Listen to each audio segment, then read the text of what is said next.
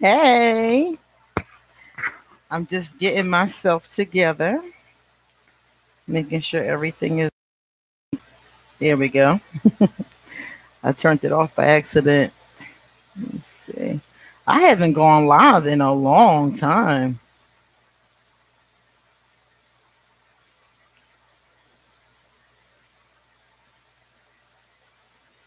All right. Welcome, welcome. Come on in, guys. All I'm doing is making sure that I can see everything because I never do this right. I never do. Let's see. Oh, thank you. Hey, now I can see people over here. Hey, Luz, A. Arlene, thank you. Tanisha, Erica, hi, thank you. Can you guys see me and hear me good enough? Let me know.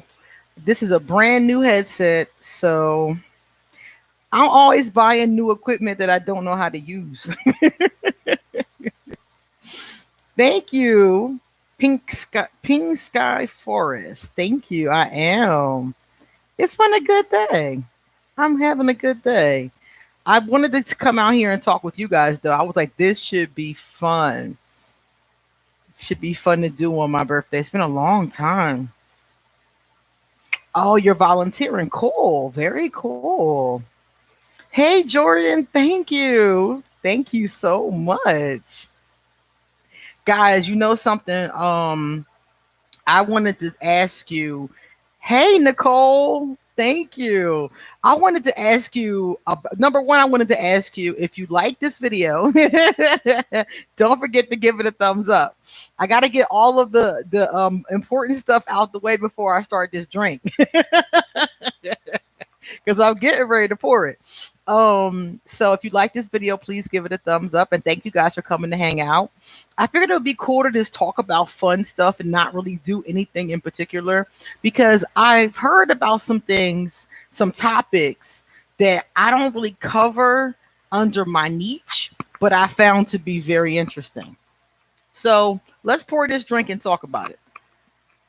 So, I was told that a young lady, I think she's about my age, actually, not that young, um, put gorilla glue in her hair. Okay. So basically, thank you, Israel. Hey, Jelly. Welcome, everybody. So she put gorilla glue in her hair, y'all. Now, I know y'all heard about this. Hey, Robert. Hey, Nakia.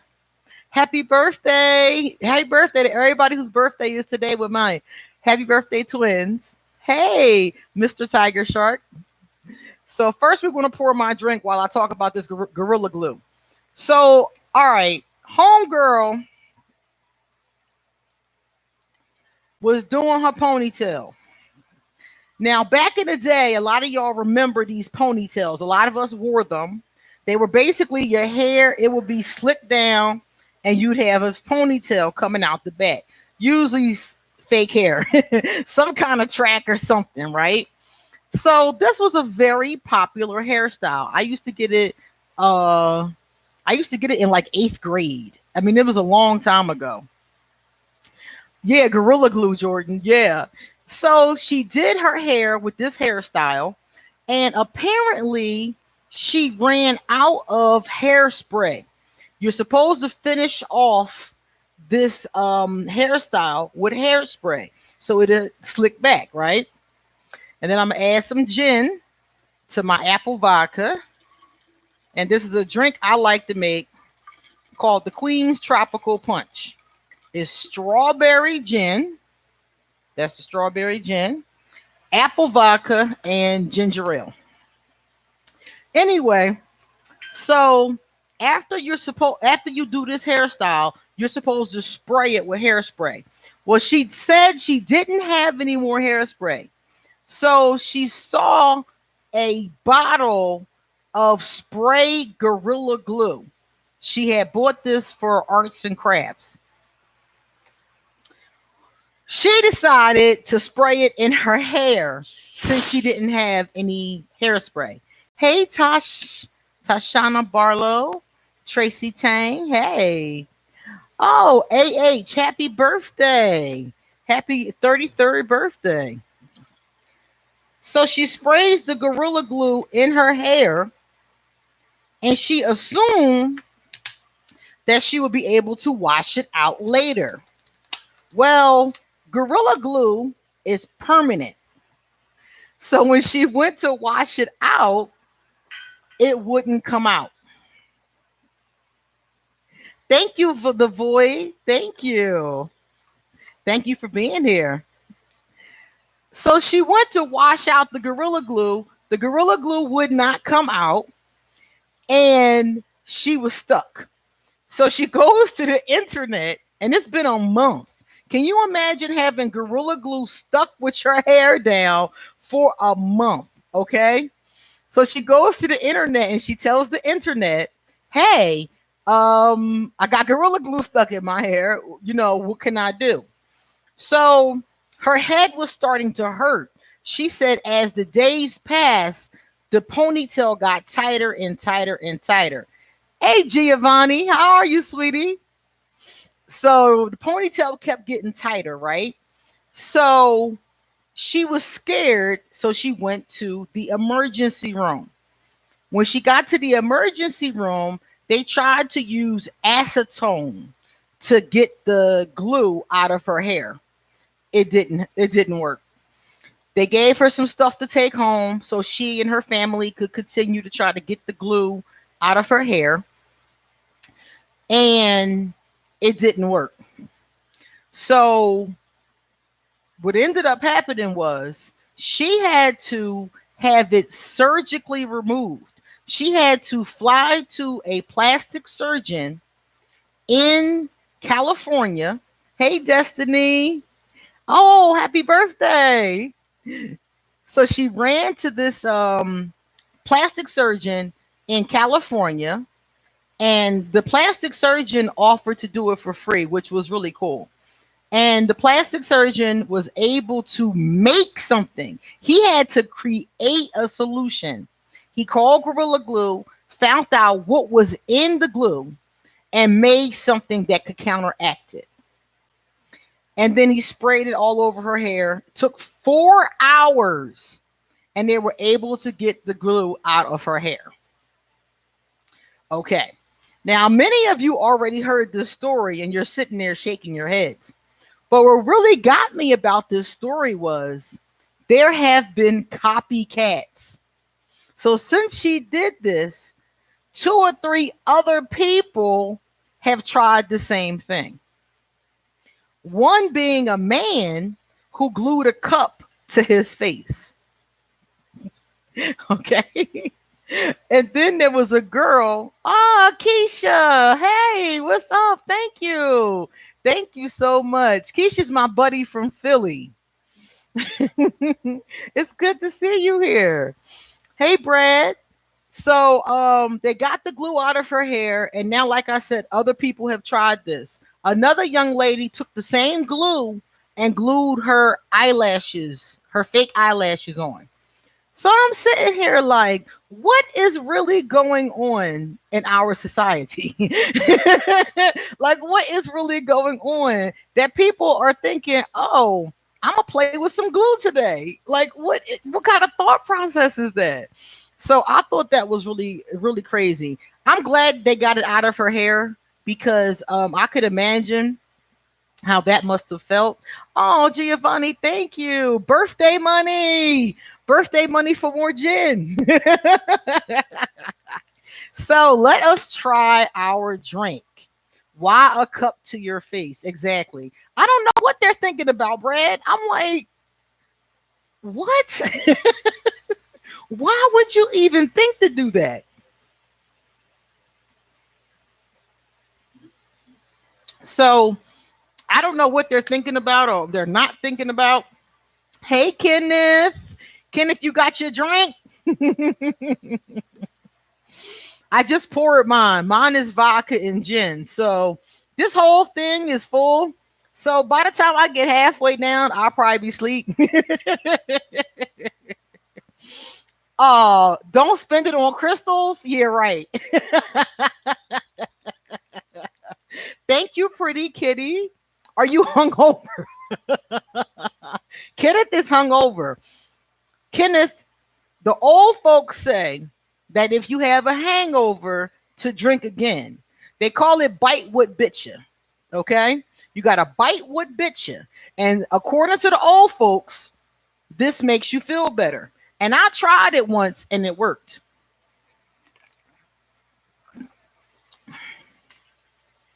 Arlene, I don't know what the girl was thinking. I don't get it. I saw her in an interview, and you could never have too many crystals, Giovanni. I saw the young lady in the video. Her name is Tessica, and she didn't say what she was thinking. She just thought that she could wash it out. That's all she said. Hey, Barbara. Oh, happy birthday on Valentine's Day. Luce thinks that people are bored because, right, Kenneth? Bite what bit you.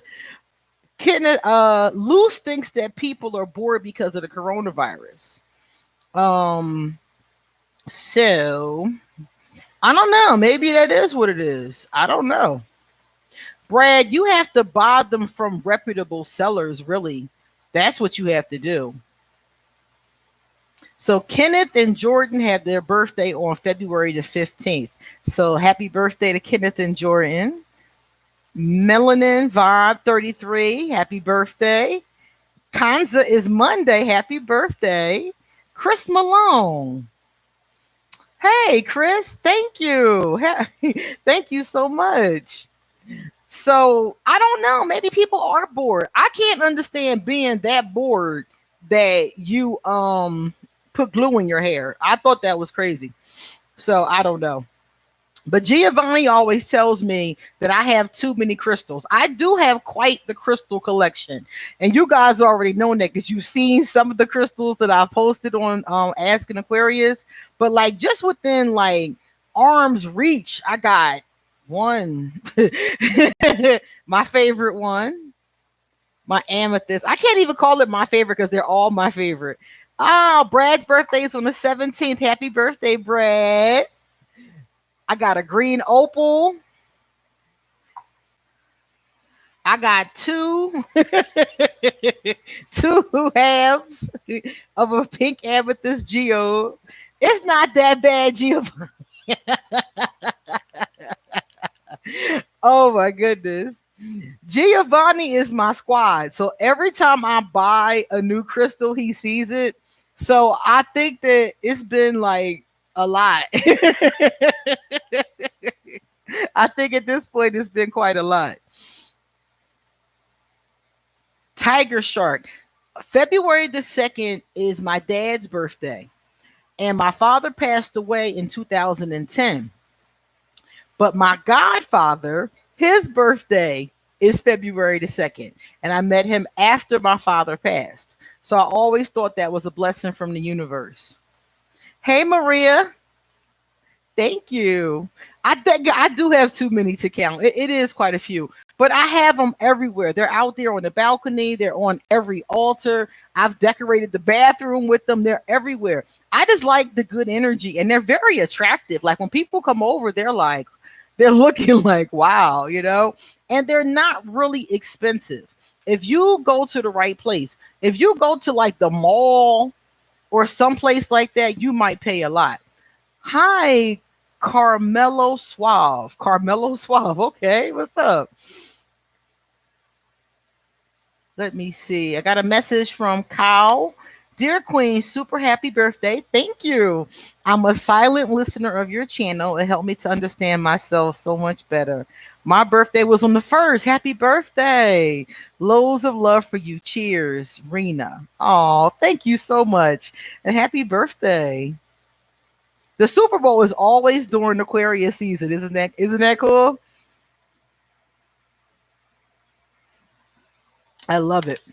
So Now we're going to take a shot, okay? So what shot should I take? I'm gonna let y'all decide which shot I take, okay? Oh, thank you, Kenneth.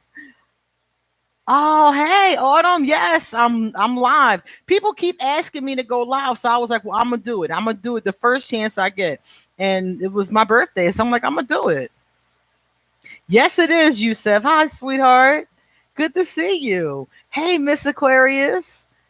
Yes, we're drinking. And y'all gonna tell me which shot to take. Okay, this is my first shot for the day. Hoo-wah. Might be my last. I'm getting old now. Okay, so should I take? All right. So we got two choices, okay? Hey, Shirley. We got two choices here. We got strawberry gin, okay? I can do a shot of strawberry gin, or I can do a shot of apple vodka. So whoever gets the whoever I see the most votes for, that's the one I'm going to pour. Yusef, I thought about wearing my crown today, but then I realized I got a headset on. So that's not going to work. Hey, ZJJZ is also an Aquarius. Happy birthday. Thank you, Giovanni. Apple vodka. Yusef said both. Apple vodka. Oh, happy birthday, Pamela. Strawberry gin. Strawberry gin, apple vodka. God, y'all can't make up your mind either. It looked like it's half and half. Vodka. If you're not drunk by 5, we're going to be disappointed. Drunk by 5, I'm going to be drunk in like 15 minutes, knowing me. Apple. All right. They both sound really good, but I'm going to go with the strawberry. And you know why? Because I've never taken a shot of gin before.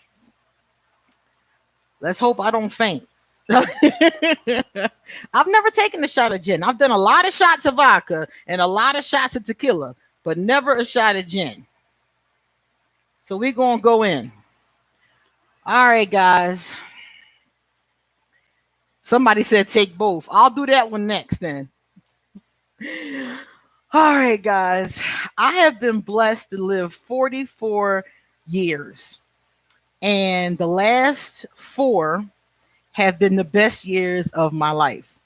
And all of you, or not even all of you, most of you have been around for this journey. So I'm going to take a shot. Anybody that want to take a shot with me, please do. Thank you, petite priestess. Thank you so much. So in honor of the blessings that Goddess has given me, I'm going to take my first ever shot of gin. Thank you, Mina. Hooah.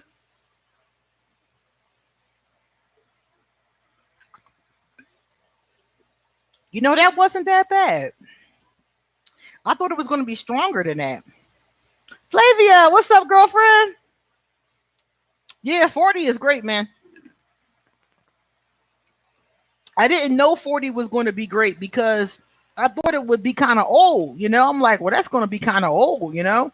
But it's kind of cool because it's like at 40, you don't have to struggle as much. You know who you are as a person. Some of us do. I know some people that are still struggling with that, but a lot of us know who we are as a person. Your money is a lot better at 40 than it was at 20. You know, if you started from the bottom like me, you know, life is a lot easier by now. Tashina Barlow said we're the same age. Ah, okay. Oh, Sarah from France. Hey, thank you so much. Andy, thank you. Thank you so much. Yeah, people, you know what's really funny? My daughter is 26, right? So everybody here in Costa Rica thinks she's my twin. I had her when I was 17. So she's 17 years younger than me. And everybody here thinks that we're twins. And it's so flattering to me. I'm like, oh, I look young enough to be 26. That is so cool. But my daughter, she's used to it now, but she used to hate it. She used to really hate it. I used to crack me up. Yes, Aqua Air Intuitive. Welcome. Welcome. Oh, your mom. Yeah, you said your mom's birthday is today. That's what's up. Happy birthday to your mom. And happy birthday to you on the 16th. What was it like to have an Aquarius mom as an Aquarius? That sounds like it was very, very interesting. Yeah, Jordan, everybody thinks she's my twin. It cracks me up. Oh, Kenneth, yeah, I'm with that. I'm seriously with that because I've been reading about Sedona and the vortexes and the energy and the crystals. I've been reading about Sedona for like 20 years. I would like to see Sedona. I got some squad in Vegas. I got squad in California. It's a. I do want to hit the West Coast after this pandemic is over. Most definitely, I'm gonna do that. Don't invite me and I come knocking on your door like, yo, what's up? I haven't been to the West Coast in a long time. I've been to it before, but it's been like I think the last time I was on the West Coast was like 2005. It's been a long time. And let me tell you, it was so much fun. One time I went to LA. So, oh, thank you, Jenamine. Your birthday's tomorrow. Happy birthday. That's what's up. It is crazy. We are a lot alike. Oh, wow. You got a male Aquarius and you're pregnant with twins. Wow. Congratulations. That sounds beautiful. I do, Flavia. I want to go to Romania and see Dracula's castle. I've been saying that since I was a kid. Yes. Yes. I would love that. The last time I was in LA, I was in LA for a conference back in like 2005, 2004, long time ago. And I decided to rent a convertible because y'all know I'm all about experiences. And one of the experiences I always wanted to have, I always wanted to drive down the highway in California in a convertible like all the movies I've always seen on TV. So, hey, Aspery, thank you. So I always wanted to do that. I always wanted to drive down the highway with my hair blowing in the wind, in the convertible. So I went to LA. I rented a convertible, and I brought one of my favorite CDs. The song is called "Pour Some Sugar on Me." It's by Def Leppard. And I blasted that song riding through LA. I went to Roscoe's Chicken and Waffles and got some food, had a great time, got a t-shirt from Roscoe's, and just rode the highway. I lived the dream. It was fun. It was great. I had a great time. Oh, Aqua, that is so cool. And to have twins, man, that's cool. My grandmother had two sets of twins. My cousin had one set of twins. And they had a boy and a girl though. They both of them had a boy and a girl set. So that seems to be what runs in our family. Thank you, Kiki. Hey, Thino. Thank you so much, Thino. Thank you guys for coming to hang out. So what are y'all drinking? Y'all know I'm drinking gin and vodka. What are y'all drinking? I know Kenneth said he was pulling out something. The age of Aquarius, man. I did a video about the age of Aquarius. And people are always very optimistic about the age of Aquarius because people truly believe that those of us that are, humanitarian Aquariuses, Prosecco. That's got to be wine that I've never come across. I know there's wine because I can't even say the word. I'm like, that's got to be wine. Coffee. Okay, Kansas has coffee. That's what's up. Moscato. Yes. I like pink Moscato the most, but I do drink Moscato. I haven't had it in years, but I used to get Carlo Rossi's Moscato. It's a big jug of Moscato. I used to get that all of the time. You were tipsy at 5 a.m. Thank you, Megumi Flies. Thank you. Oh, sparkling wine from London. Okay, cool. Manischewitz. Yes, I've drank that before. Yes. Chances are, if you had it, I've tried it. Because during my 20s, I wanted to try all different kind of drinks and drink mixtures. So I tried a lot of stuff. What would you tell your 20-year-old self with the wisdom you have now? Oh, 20-year-old self. Hmm. Oh, okay, Autumn. That's what's up. I've got to think about that one. Let me see. My 20-year-old self. Well, my 20-year-old self, oh my God, my 20-year-old self wasn't ready. My 20-year-old self was not ready. I wish I could tell my 20-year-old self to get ready and not waste all that time. I wasted a lot of time. And that's one thing I regret. I'm going to tell y'all the real deal. I regret all of the time I wasted with people that were fucked up, people who really didn't care about me. I wasted a lot of time, and I wasted time messing up. I wasted a lot of time doing stuff that was not helpful to me. Seriously. Oh, thank you, Aqua. Thank you so much.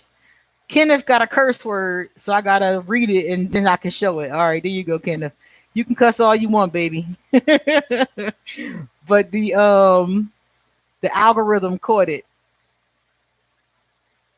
My Vikri, hello from Maharashtra State, India. Oh, wow. That's what's up. That's what's up. I'm really into Hindu mythology. That's what's up. Thank you for being here. I love Libras. Oh my God. I love Libras so much. Libra is my favorite zodiac sign. I swear. Aquarius is first, definitely. Love me some Aquarius. And number two is Libra. And I really think that when you find a balanced Libra, and not all Libras are balanced, that's when the problem comes in. Kalina, hi, thank you. That's where the problem comes in at, is that not all Libras are balanced, and the ones who are not balanced will make you hate all of them. If you just meet unbalanced Libras, you won't like any of them. You'll be like, they crazy. I don't like none of them. But if you meet balanced Libras, you'll be like, oh my God, they're so compassionate. And they're fun to talk to. They're really intelligent. Like if you meet the balanced ones, they match us perfectly. Thank you so much. I really appreciate that. Yeah, yeah. Kenneth said we can be weird around Libras. What I like about Libras is I can really talk to them and have deep conversations about stuff that you can't talk to everybody about. Hey, dude, thank you. Oh, my birthday twin just turned 21. Oh, got a drink to 21. By the time I turned 21, I had been in so many bars that it wasn't even nothing new. I was like, what the hell? Hey, Ali. Thank you so much. You're a Cancer. That's what's up. That's what's up. I've noticed that when I have Cancer friends, we get along very well. It's just the Cancer lovers that didn't that didn't work out well. But my Cancer friends are really cool. The 20s are fun. Oh, you can't drink. Okay, I understand. Hey, to each their own. If you're not drinking, you're not missing much. I mean, it is fun. I can't say it's not fun, but you're not missing anything that's going to end your life. You can live your whole life and not drink and still have fun. Hey, Sarah. Or you can come visit the United States and drink all you want. That's another option, unless it's against your religion, of course, or your personal preference. Capricorn. You know something? I have so many Capricorns. I be talking about it all the time. Capricorns surround me. My mother's a Capricorn. My sister's a Capricorn. My ex-husband was a Capricorn. I got like 5 or 6 Capricorn cousins. My uncle, my aunt. I could go on and on down my family tree. It must be like 20 Capricorns. I'm surrounded by them. It's crazy. It really is. And my father is an Aquarius, and he married my mother, the Capricorn. So yeah, Capricorn, seriously, everywhere. But my grandmother, the Capricorn, is to this day my favorite person of all time. I never met anybody as cool as grandma. I wish she had lived long enough for us to really chill and hang out, because I think we would have been good friends. White Zinfandel. I like White Zinfandel. Haven't had it since I was in the States. See, they do have that kind of stuff here. And Tanisha is a Sagittarius. Okay, my moon is in Sagittarius. That's where my bad temper really comes from. It's all that fire. Your brother helps keep you balanced. Good Libra brother. That's good. So he must be balanced in the first place to help keep you balanced. That's good. With the Cancers, yeah, yeah. Romantically speaking, nah. But they make great friends. I got a Cancer friend in the States. He is so sweet. He hits me up all of the time. And when I'm in the States, he always takes me to eat. That's one thing. My Cancer buddy always feeds me. Every time he sees me, he'd be like, "You look hungry. Let's go eat." He always takes me to eat. My favorite trip. My favorite trip was when I went to Africa. When I was in my 20s, I went to Ghana, West Africa, and I stayed for 2 months. And I fell in love with Africa. Africa was so much fun. It was amazing because I didn't have a lot of money, but the money that I had in Africa was a lot of money. So when I got there, I was like a baller. You know, it was like I got to go to all the clubs. Everybody wanted to hang with me. I mean, I was like a celebrity when I got to Ghana. I come back here and I'm just me. So it was so much fun. We had a great time. Yusuf, no, but she's always around.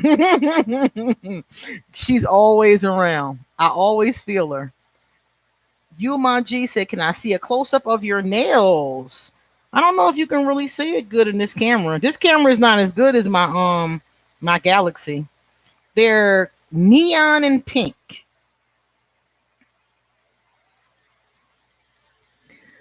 Let me see. Let me pull this down. Let me see.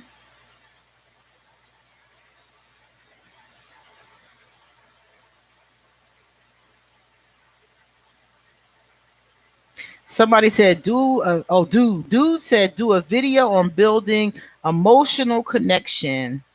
Okay. Other 20 somethings in their 20s. One thing I would say, if you're 20 something right now, I would say have fun, go places, don't bog yourself down. And this is just my opinion because somebody else can come up and tell you something different. But I would say go places, have fun, and do not bog yourself down with too much responsibility. If you were in your 20s, things like long-term relationships, children, if you want to do that, do it. But if you can hold off, it would be smarter to spend your 20s finding yourself. That would be the smartest thing to do. Go to college, travel the world, do all of the things, make a bucket list of all of the things you ever wanted to do and do those things. Let that time be all for you. Now, some people, it's too late. You already got married, you already got kids. But for those of you who are right here, and even if you are married and you do have kids, do the things you want to do in your life. Because I've talked to a lot of older people who are like 70, 60, 80, and they all tell me they regret the things they didn't do. So do them while your body and your health is strong enough to do them. Hey, Aaron, thank you so much. Do that. Have fun. Travel the world. Follow your dreams. Go sit at the top of a mountain and be a Buddhist monk.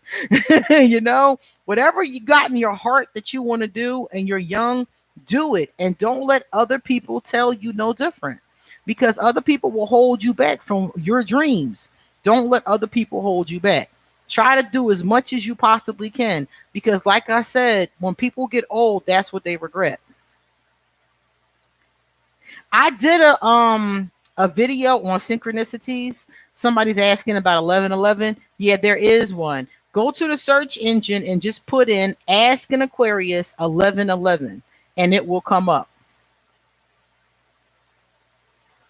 Nah, you're not going to get your life together in your 20s. In your 20s, that's about enjoying yourself. You get your life together in your 30s.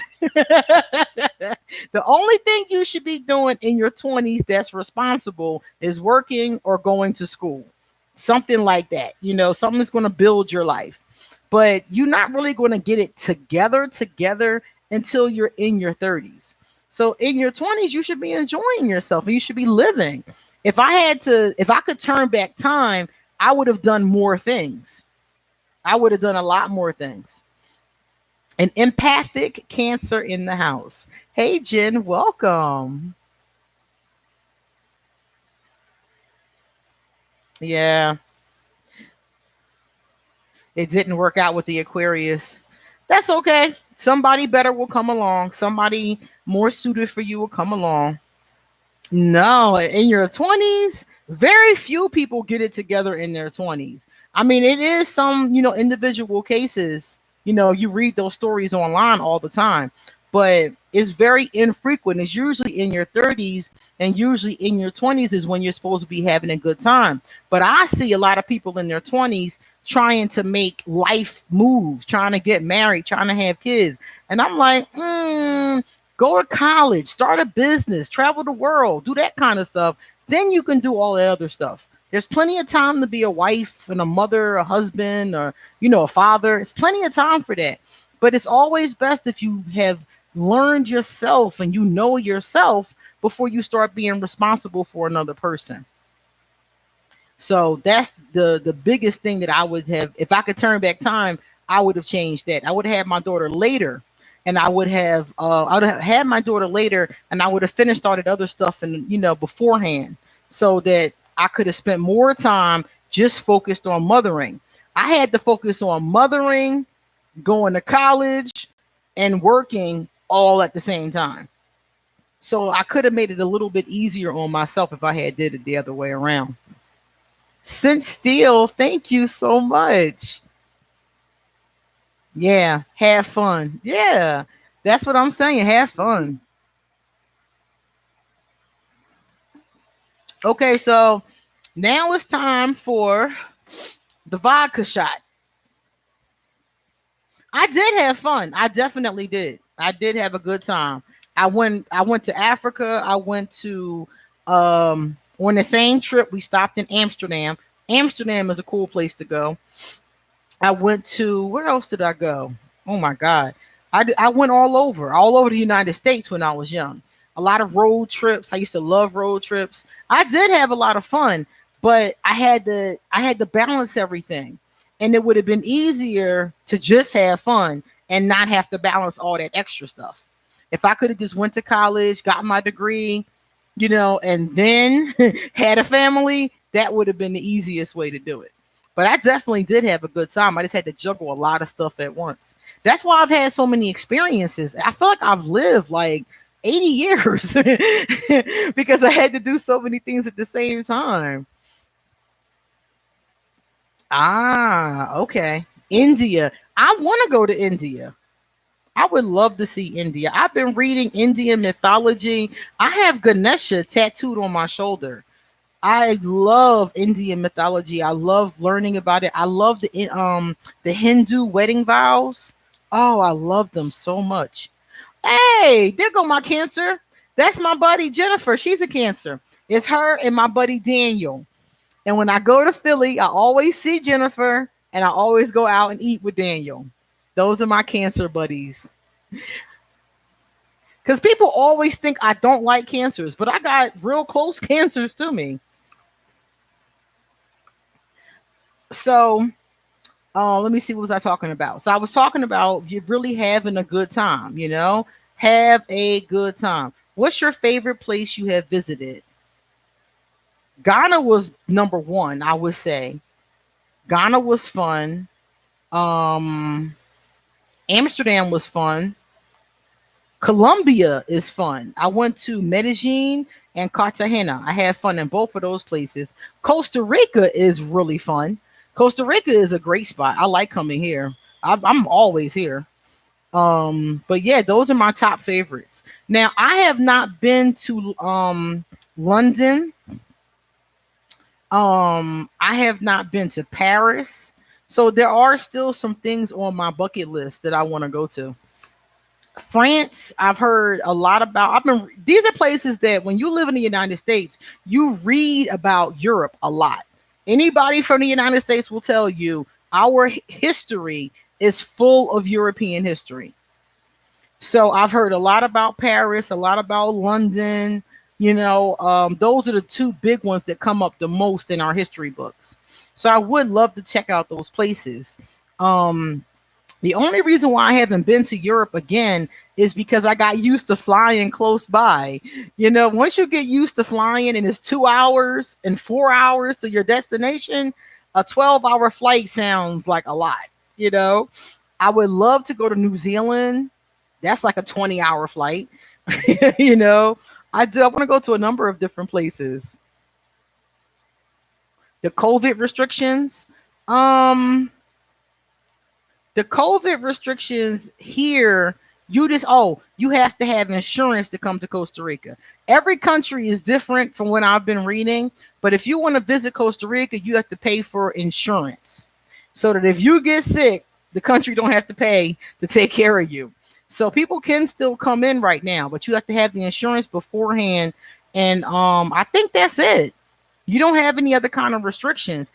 And I don't even think they're asking for a COVID test right now. I think they might be. I don't know if they're asking for something with COVID. I think it's a negative test, if I'm not mistaken. I think it's that. I don't think it's the vaccine. London is amazing. You know what? I really want to go to London. And the reason why I want to go to London is because I'm a Harry Potter head. Y'all know I'm a Potterhead. And London has a store there. Yeah, medical travel insurance. Exactly. And I think you need a negative COVID test. But call the airline and make sure, because every country is different. So London has this store, and the store is called Primark. And Primark has the best Harry Potter stuff. They got pillows, like blankets, everything. Harry Potter towels. I want to go to London with the empty suitcase and come back with all Harry Potter stuff.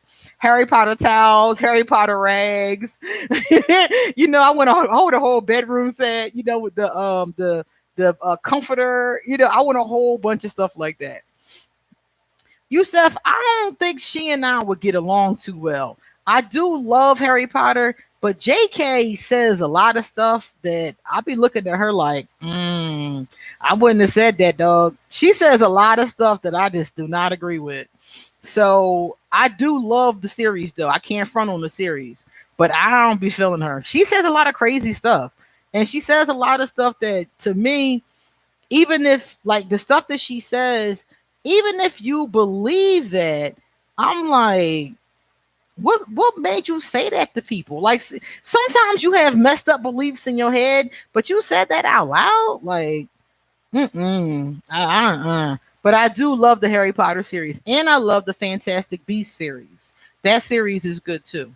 Now, I heard that she wrote a book, a new book, a whole new series, and I haven't heard good things about it, so I didn't even bother.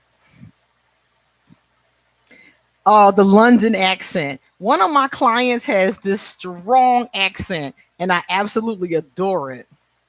Oh yeah, platform 9 3/4. Yes, excellent store. They actually ship. Is that a fly? They actually ship to the States.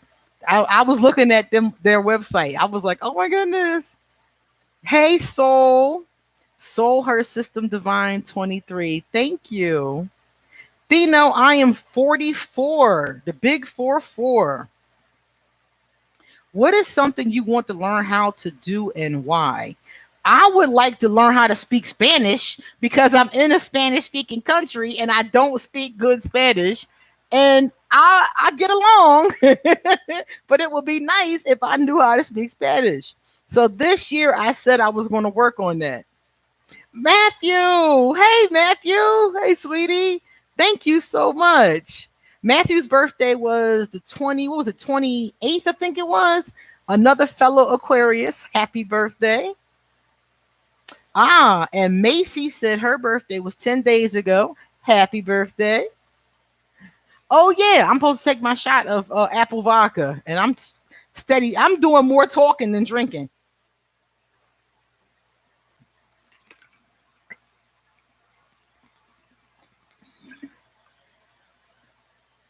Hoo-wah. That was stronger than the gin. The flavor of it.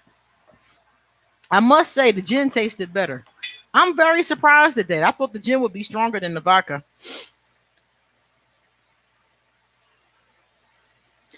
Yeah, Yusef, that would be actually good because I need to learn.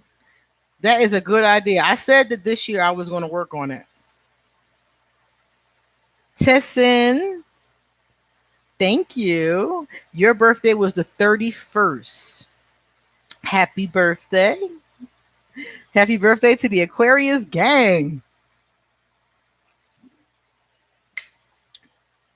I always know when the alcohol is effective because I start to get hot. I'm like, whoa.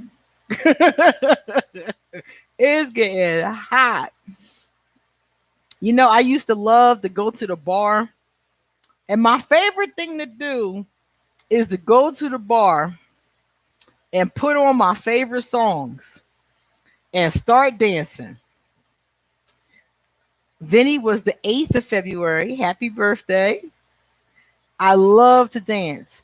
I like a lot of different songs, but one of my favorites to dance to is Dirty Diana. Man, I was telling y'all about that the other day, how I almost got my ass kicked dancing to Dirty Diana. Let me tell y'all that story. How do you deal with fear? And is it true the older you are, choose what you care about more wisely? I think that the older you get, the smarter you get. My birthday is today, the 13th.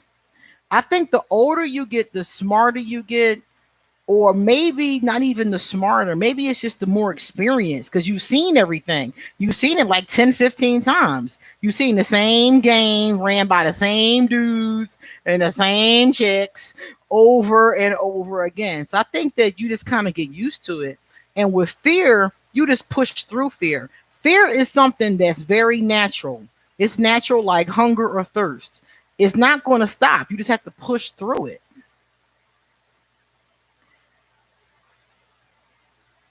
Yes, the jukebox, Dirty Diana. That was my song. All right, I'll tell y'all about how I almost got my ass kicked at the bar, right? This is crazy. So I told y'all that I just started drinking gin in the past like 3 months. Hey, no, thank you. So the reason why is because of the fact that a long time ago, like 5 years ago, I went to the bar. Hey, Ear Hustler. Hey. I went to the bar. My friend was the bartender. And we used to hang with all these old dudes because where I come from, old dudes. Let me hit this one. Another algorithms. There you go. Where I'm from, old dudes buy you drinks. Okay? Old dudes buy you drinks. Young dudes just talk shit and waste your time. Let's keep it real. Okay? So we would go to the spots with the old heads in them. Okay? So we were sitting there and she worked at the bar. So the old heads would come in, buy us drinks, laugh and joke, tell crazy stories. It was always fun. Listen to the jukebox, you know, stuff like that. So this one particular night, I was in the bar and one of my favorite old heads always drank Tanqueray. I always drank Southern Comfort and Coke. That was my thing at the bar at this particular time. Hey, Star. Hey. So I'm sitting at the bar. My old head said, "Tonight you gonna drink some Tanqueray with me." And I was like, all right, all right. So I agreed. Why did I do that? My old head and I sat there drinking Tanqueray for happy hour, which was 4 to 6 p.m. Now, my old head had to work in the morning, so he left at like 6:30. So I'm still sitting there drinking Tanqueray. Okay. Oh yeah, Charlie B's was the spot. I was in Circles this one night, Jennifer. I don't think you went with me to Circles, but Circles was fun. So I'm sitting in there. I'm twisted off of this Tanqueray. I'm not really a gin drinker, and gin makes me act strange. I found out that the juniper berries in gin are actually an aphrodisiac. So I'm playing my music, and I played Dirty Diana. So I'm on the dance floor, and yo, I'm doing it, y'all. I'm swinging my locks, and I'm doing it. So some dude came up and started dancing with me. So I started dancing with homeboy, right? And the whole dance floor was full of people because I had set it off, and everybody came and started dancing. So homeboy and I was dancing. Everybody was like kind of watching us because we was really acting up. So at one point in the song, Michael said something, and I took his wrists and put them over his head and pushed him against the wall. So he's against the wall with his wrists like this. Okay, so he's like this against the wall. And I'm holding his arms up, and I'm, dancing all over him, swinging my hair. Everybody is watching like, yo, we're just wilding out. So out of the clear blue sky, I noticed out of my peripheral vision a person walking towards me. Okay. So I'm always the kind of person that is watching my surroundings. When you're from the hood, you know to watch your back. So I saw this person all the way over here from back deep. So I was like, So I'm still dancing, but I'm noticing what's going on. So the person comes closer. I stopped and turned around, and it's a woman. And she says, "That's my boyfriend." Homeboy against the wall with his wrist still standing there. And she's like, "That's my boyfriend." And I was like, fuck. Messing with this gin, man. So I was like, "Oh, my bad, sis." I just did my hands like that. Like, my bad, I didn't know. And she gripped him up and took him out the bar. Now, this is my thing, y'all. This is my thing. If you knew your girlfriend was in the bar, I'm going to ask the men, Kenneth, gentlemen, y'all let me know. If your girlfriend is in the bar, why would you let some woman push you up against the wall with your wrists over your head, knowing your girl is in the bathroom? Now, I could see if he didn't know she was there, but she was there with him. Why would you do that? So then she makes him leave, and they left. So my friend, the bartender, she was like, "Yo, dog, you almost got your ass kicked." And I was like, "Dog, I could throw my hands." She was like, "Not after all that liquor you had." You was going to hit the floor, okay? Oh, we sat there and laughed for the rest of the night, man. I couldn't believe it. And that was my question to the dudes in the room. Why would you do that? Oh, Star said he was trying to make her jealous. Aha, well played. Okay. All right. I likes that one. Okay, that one might be okay. That's a good reason, Star. Okay, I'm feeling that. Oh my God. That was a crazy night. We laughed about that for the rest of the night. That was hysterical. Yeah, blame it on the goose. Is it a witch trait if you felt a deep connection with nature? Definitely. Yes. Hmm. A lot of us work with the elements. So a lot of us do very early in life have a connection, or just normal stuff like going to the beach, like collecting rocks, always in the woods. Hmm. Very witchy trait, definitely. Yeah, yeah. I guess. I mean, she wasn't just jealous; she was mad, and she wasn't mad at me though, which I was fine with. But she was very angry with him, and she gripped his ass up and was like, "We are leaving, and we're leaving right now," And I was just like, "Wow." Not yet, Yusuf. I've been, something. I have been so behind. I have been swamped.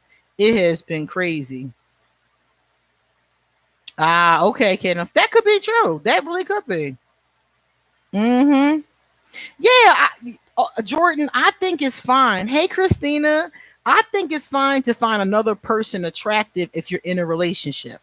If you're in a relationship, you are going to find other people to be attractive. That is common sense. But to be in a bar with your significant other and to let a woman push you up against the wall with your wrists over your head is not a good idea. That is not a good idea. No, not at all. But if you're trying to make the other person jealous, then I can see. I can see that. Yeah, exactly. You don't act on it. Exactly. Mm-hmm. Oh, Christina, happy birthday. Yeah, the acting on it is really the part where you get into trouble. That's the part right there. You can think anybody is attractive that you want to, but when you act on it, it becomes a problem. If my significant other says, "Oh, Queen Latifah is attractive," I'm not going to be angry about it. But if we go somewhere and she tries to sleep with the woman, then I'm going to be angry about it. Whole different vibration. Now, I know some people who would be upset about it. Hey, Miss Diligent, 211, happy birthday. I know some people who would be upset about it even if they didn't try. Like my grandfather. Hey, Zero, thank you. My grandfather, my grandfather was so jealous. He was a jealous individual. I don't know what his sign was. I gotta find out from my mom. But my grandfather was so jealous. My grandmother had a crush on Red Fox. Now, some of y'all might not even know who Red Fox is, but Red Fox had a good show out back in the day. Hey, Rashika. I hope I said that right. Thank you. Red Fox had a comedy show. It was called Sanford and Son. Hey Jay, what's up? And Sanford and Son was like a comedy, sitcom kind of show. And my grandmother had a crush on Red Fox, who was the lead character, Fred Sanford. And I must have been like 4 or 5 years old. And I remember my grandmother and my grandfather getting into a fight because my grandmother thought Red Fox was handsome. Now, mind you, my grandmother did not know Red Fox. She was never going to meet him. She never hung out in LA, but he was so jealous. They had the biggest fight about it. And he was like, "Don't be calling." And back then, old people called light-skinned people red. That was their derogatory slang for them. "Don't be calling that red dude handsome. I'm the only man in your life." My grandfather went off. I was like, wow. I was 4 or 5 years old. I didn't know what was going on, but looking back on it, it was hysterical. It was so funny. Oh, thank you, Kenneth. Thank you so much. Those old black shows, I love them shows, man. I really do. because my grandfather, my grandmother, my mother, they watched all of those shows, you know. They watched all those comedians like Richard Pryor and that kind of stuff. I grew up with that kind of stuff on. I don't remember what grandpa was. I got to ask my mom, but he was jealous, man. He was really jealous about that. It really bothered him. He was like, "How dare you?" He was pissed. And she would always say it. It wasn't like she stopped because my grandmother was a Capricorn. I remember that very, very well. She did whatever she wanted to. So she ain't stopped saying that red was cute. She just kept, she was like, whatever, Tim. Whatever, Tim, get out of my face. You know, she'd always tell him, get out of her face. Oh, man. My grandparents were a mess, man. My grandparents' relationship would never have worked now. It wouldn't have worked now. But for that time period, it was pretty good for that time period. They stayed together for a very long. They died within a month of each other. You know, they really loved each other. They just didn't have. It wasn't the most healthy as far as like him being jealous. That really isn't healthy for a relationship. But it is what it is. During that time period, things were very different. That's my shit. Thank you so much. Did you, Sky? Sky had a Capricorn ex who didn't like that I liked the fictional character. See, that's what I'm talking about. Stuff like that is like, come on. If my grandparents had lived, let me see. My grandmother was 54 when I was 7. So I've been drinking, so I don't have the cognitive abilities to figure this out. So I'm going to pull out my calculator. Okay, let me see. I'm 44 minus 7, 37 years, plus her 54 years. She would be 91. So they would be, you know, pretty old by now. They probably would have passed over by now. Oh, 3 weeks after your grandmother. Yeah. Yeah. I'm not surprised because I don't know why this is, but a lot of people pass away around the same time as their significant other, especially when they've been together for a long time. When they've been together 20, 30, 40, 50 years, it's very common for them to pass away around the same time. Because in a lot of those relationships, it seems to me that they're kind of like they've become one. You know, they become one unit. So it's hard for them to make it without each other. The same thing happened to my uncle. My aunt died. It could be a broken heart. That could be it too. But spiritually connected, yeah. Because my aunt died, and then I noticed a couple years later, my uncle died. It doesn't happen every time, but I've noticed it happening sometimes. And I'm like, wow, because I have another aunt that didn't happen to her. Her husband died and she married another man. And it's fine. You know, she moved on with her life. So I think it happens sometimes though. And I saw it with my grandparents. I saw it with that one uncle. And I've seen it with a lot of other couples too.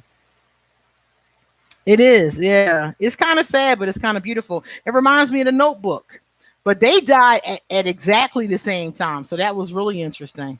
And that's based on a true story. That's a real couple that happened to.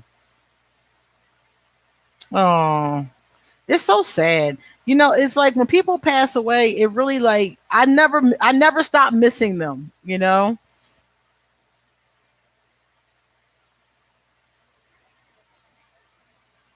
Ah, so your grandmother is left now.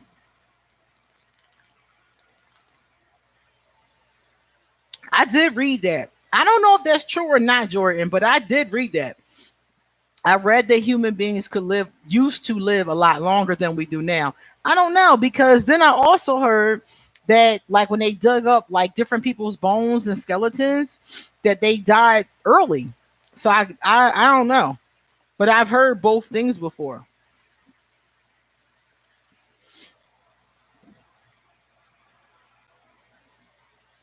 So I don't know. You know, I really do believe that people can fall in love. I do believe in love. I just believe that a lot of times nowadays the biggest problem is that one person is in love and the other one isn't. That happens a lot. Or they think they're in love, but it's something else. Codependency. There's a lot of things people mistake for love. And I didn't know that when I was young, but I damn sure have seen it a lot now. Thank you, Mystical Manual.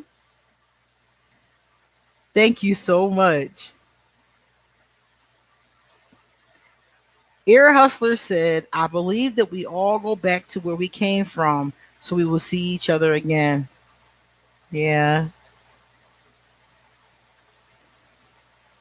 Yeah, Yusuf, I have heard that human beings can live a lot longer than we do. And that in history, some of us have. I have read that before. But I've also seen them do archaeological digs and they didn't make it that far. But it had a lot to do with how much resources they had, their nutrition. Some of them were malnutrition. So I think it just depends. Oh, yeah, you can love the wrong person for far too long. I know a lot of people that love the wrong person and are unwilling to let go because of how long it's been. So it's like, oh, I've been loving her for 30 years. How can I stop now? Well, she's been dogging you for 27 years. You can stop anytime you want to. I do believe in past lives. I definitely do. Because I know a lot of people who have experienced deja vu. I've experienced deja vu. Some of y'all probably have experienced deja vu. So I definitely do believe in that. Oh, yeah. We could still do that mummy preservation system if we wanted to, but we got embalming instead for some reason.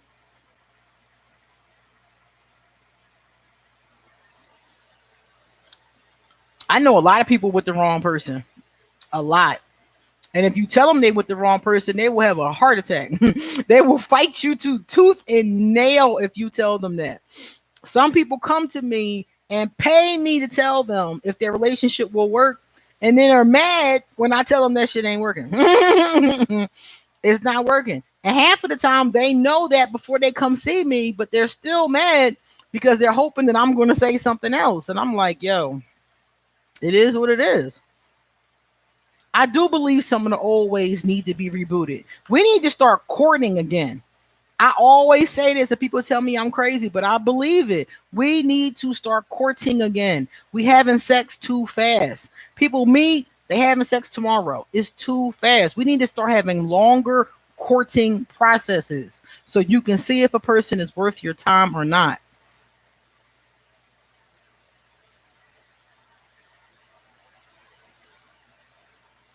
You got 5 minutes to impress me and then I'm out. No time to waste. Uh-huh.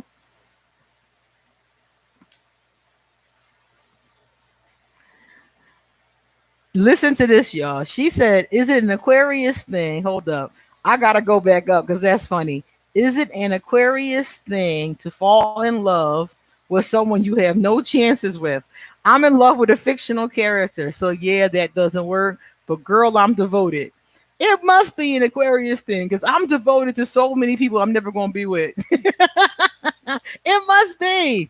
I think that maybe there's a safety in that. I think there is. I think it's a safety in being devoted to somebody that you don't actually have to be with. And I think that's the Aquarius part because I think we're so fucking clever that we know that, if I'm devoted, but I can't be with you, I only got to do but so much work. So I think some of us can possibly see it that way. I know I do. Let me see. I missed something. It says it's getting fast now. And now the more alcohol I intake, the slower I become. Let me see. There we are. Aquarius. Happy birthday. Hey, Nikki Robinson. Thank you. Yeah, everybody is just having sex. And I like sex. Sex is cool and all, but it's getting a lot of people in trouble. Yeah, I've been celibate for a long time. And not because I haven't had offers. I just haven't wanted to. I'm just not interested. Oh, Draco Malfoy is your guy, huh? Okay, okay. Hey, Camille, thank you. Technic, hey, thank you. Yeah. So you're Draco Malfoy's girl. Okay, I feel you. See, I have a thing for, let me see, who are my things? My first thing is for Barack Obama. I got the biggest crush from Barack. I love Barack. Barack is my boo, like all day. My other crush is on Oprah. I love Oprah. I'm trying to tell you. I'm so jealous of Stedman. I am so jealous of Stedman, man. Let me see who else is there.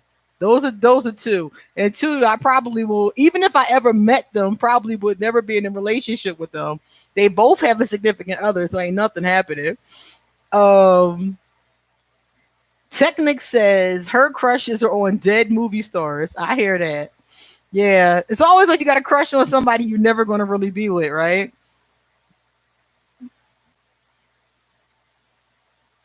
Let me see. Morris Chestnut. Oh yeah, I love Barack. That's my baby. Don't play with me. That is, I'll fight you over Barack. Don't do nothing to Barack. Mm-mm. I love Barack. I don't, it's and I didn't even know who he was. Oprah, yeah, Oprah's an Aquarius too. Mm-hmm. Yep. I didn't even know who he was until he ran for president. I had never even heard of him. But the first time I heard him speak, I was like, "Oh my God, who is that?" I like be still my heart. So yeah, uh-huh. Yeah. I rarely I don't have any crushes on any real people. Like people that I know, in real life, all my crushes are on somebody that I probably won't know or who's happily married and across the world somewhere.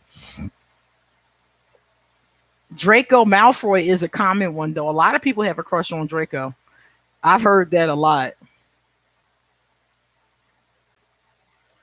I'm trying to think of who are my other crushes. Let me see. Oprah and Barack are the ones I talk about all the time. All the time. Thank you, Jennifer.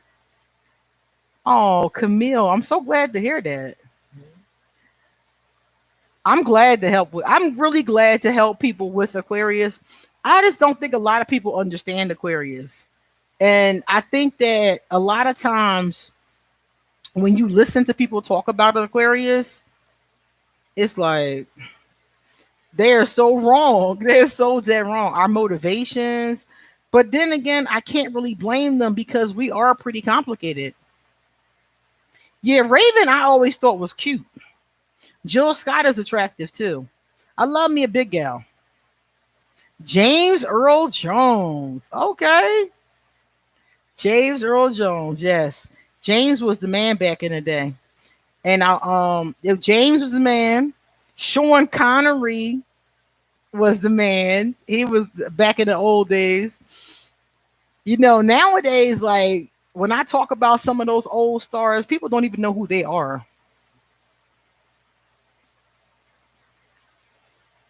She says sometimes Aquarius don't even understand ourselves. Tell the truth.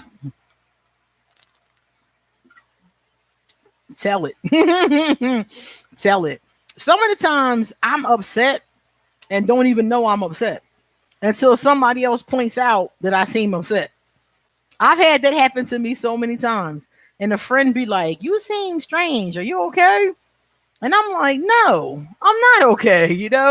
And I didn't even think about it or realize it until that person said it. That has happened to me so many times. Or sometimes, I did a video about this. I did a video called Interview Your Feelings because sometimes I will be not feeling right, but not knowing why I don't feel right. So that particular exercise is how to interview yourself and ask yourself what is going on with you. Yeah, Yusef does it too. Yeah. Like, why are you angry, self? Like, self, what's wrong with you today? Yeah, that's true. That happens a lot. Aquarius are a very quirky sign. I mean, I think we're the most unusual sign of the zodiac, just from what I've read. Every sign has their uniqueness. There's something unique about every sign. But Aquarius just have this kind of weirdness that I really do love. Yeah. Oh, Ear Hustler is an older Aquarius. I think our emotions don't register with our minds at the same time. That could be it. Yeah, that's crazy. So let me see. So what other bar stories do I have? Oh my God, those times at the bar, man. I tell you, I've been in bars all over the world. The others, okay, I got another one. Another time when I was in a bar that was so much fun. And some of you have heard this story too, especially those of you that know me in real time. Um, there was a bar that I went to in Africa. I went to a lot of bars in Africa. Hey, goddess, that's my girl. What's up? So I've been to a lot of bars, and this one was in Africa in a little village, a little village. And if you can imagine the kind of like little buildings, like they call them huts on TV. I don't think they called them huts in Africa though. I think they called them something else. But that's basically what it looked like, and it had like a tin roof, but it was very small. Hey, Gloria, thank you so much. Well, we were in the village chilling, and we had went to a ritual. It was like a purification ritual. It was being in Africa is so spiritual because everything starts off with God. Everything. I don't care if it's a basketball match, it starts with God. They thank God, they welcome God in, they welcome in the ancestors, they invite God and the ancestors into everything. If they go into the bar, they invite God and the ancestors in. They invite them into everything. Samantha, thank you. So here we are, and we're at this ritual, which was really cool. And after the ritual was over, they gave us an hour to kind of just hang around the village, meet people, talk to people. Of course, I wanted to go to the bar because we came out, and one of the Africans, one of the Ghanaians, he was saying to me, "Do you dance?" And I'm like, "Do I dance? Shit, hell yeah, I dance. Where we going?" So he was like, "There's a bar right down the street." So we walked down the street, and lo and behold, it was a little teeny building. And we walked inside, and there was a bar with all of these bottles. But the bottles were not labeled, they were just all different colors, no labels on them at all. So we went in there, and I was like, "Oh shit, let's drink." Let's go, let's do it. So we walk in, and there's a dude in the corner and homeboy in the corner playing the drum, no jukebox, just a dude in the corner playing the drum. So I got a drink. I was just like, "Yo, give me the purple one." I didn't even know what it was. I still don't know what it was. So he poured a drink. My friend got a drink. Homeboy started playing the drums. We sat there and got up, tore up. And we came with a group of people. And in Africa, everybody knows everybody.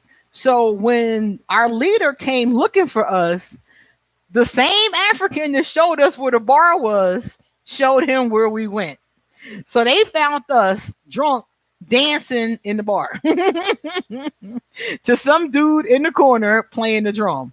I had more fun in that little bar than I ever had anywhere else. Seriously. I've been to upscale clubs. I've been to holes in the wall. That was the best one. That little bar right there in Africa with no labels on their drinks. That was the best time I ever had. Hey, Danielle. Thank you, honey. That was in Ghana. I was in Ghana, West Africa. And I stayed at Legon, the University of Legon. That's where we stayed at. We stayed there, took some classes. It was an exchange student program. So we took some classes there, and we stayed for 2 months. It was really cool. Oh, I was definitely fucked up, Christina. I don't know what was in that glass, but I tell you what, I was dancing. I don't even know what the heck I was doing. I don't know what I was doing. I was channeling some ancestor, and they were in me because I was dancing. The leader said when he walked in, I was doing some type of dance, And he said that he stood and just watched me because he was like, how does she know how to do that? It was a Ghanaian dance. I don't know. I was drunk and it came out of me some kind of way. So it was wonderful. It was amazing. Hey, floating bottle. Thank you. Yeah, I was gone, Yusef. I was definitely gone. Yes. Yes. Thank you, Miss Bridges. Thank you so much. I was done. I had a wonderful time though. And I danced and had a good time. It was purple. I don't know what it was, Christina. It was purple, whatever it was. Everything was a different color. It was purple, it was blue, it was red. Something else was like a gold color. I don't know what the hell that shit was because they had all kind of stuff over there that we don't have here.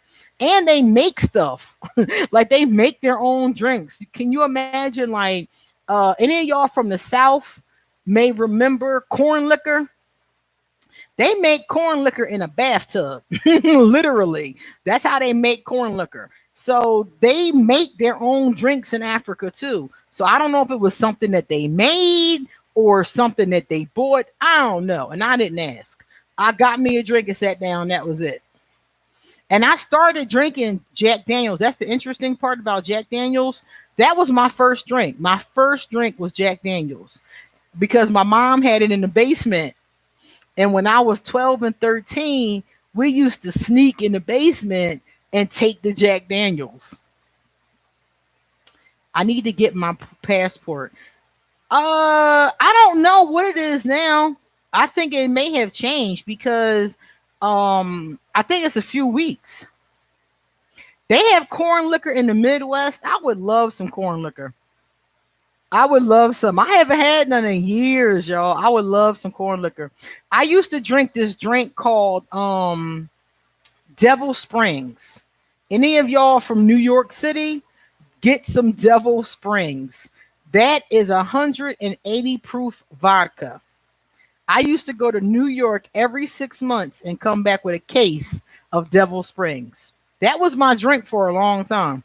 But I can't get that anywhere but New York. I don't know where else to get that. Like I've been all over the world and I haven't seen it anywhere else.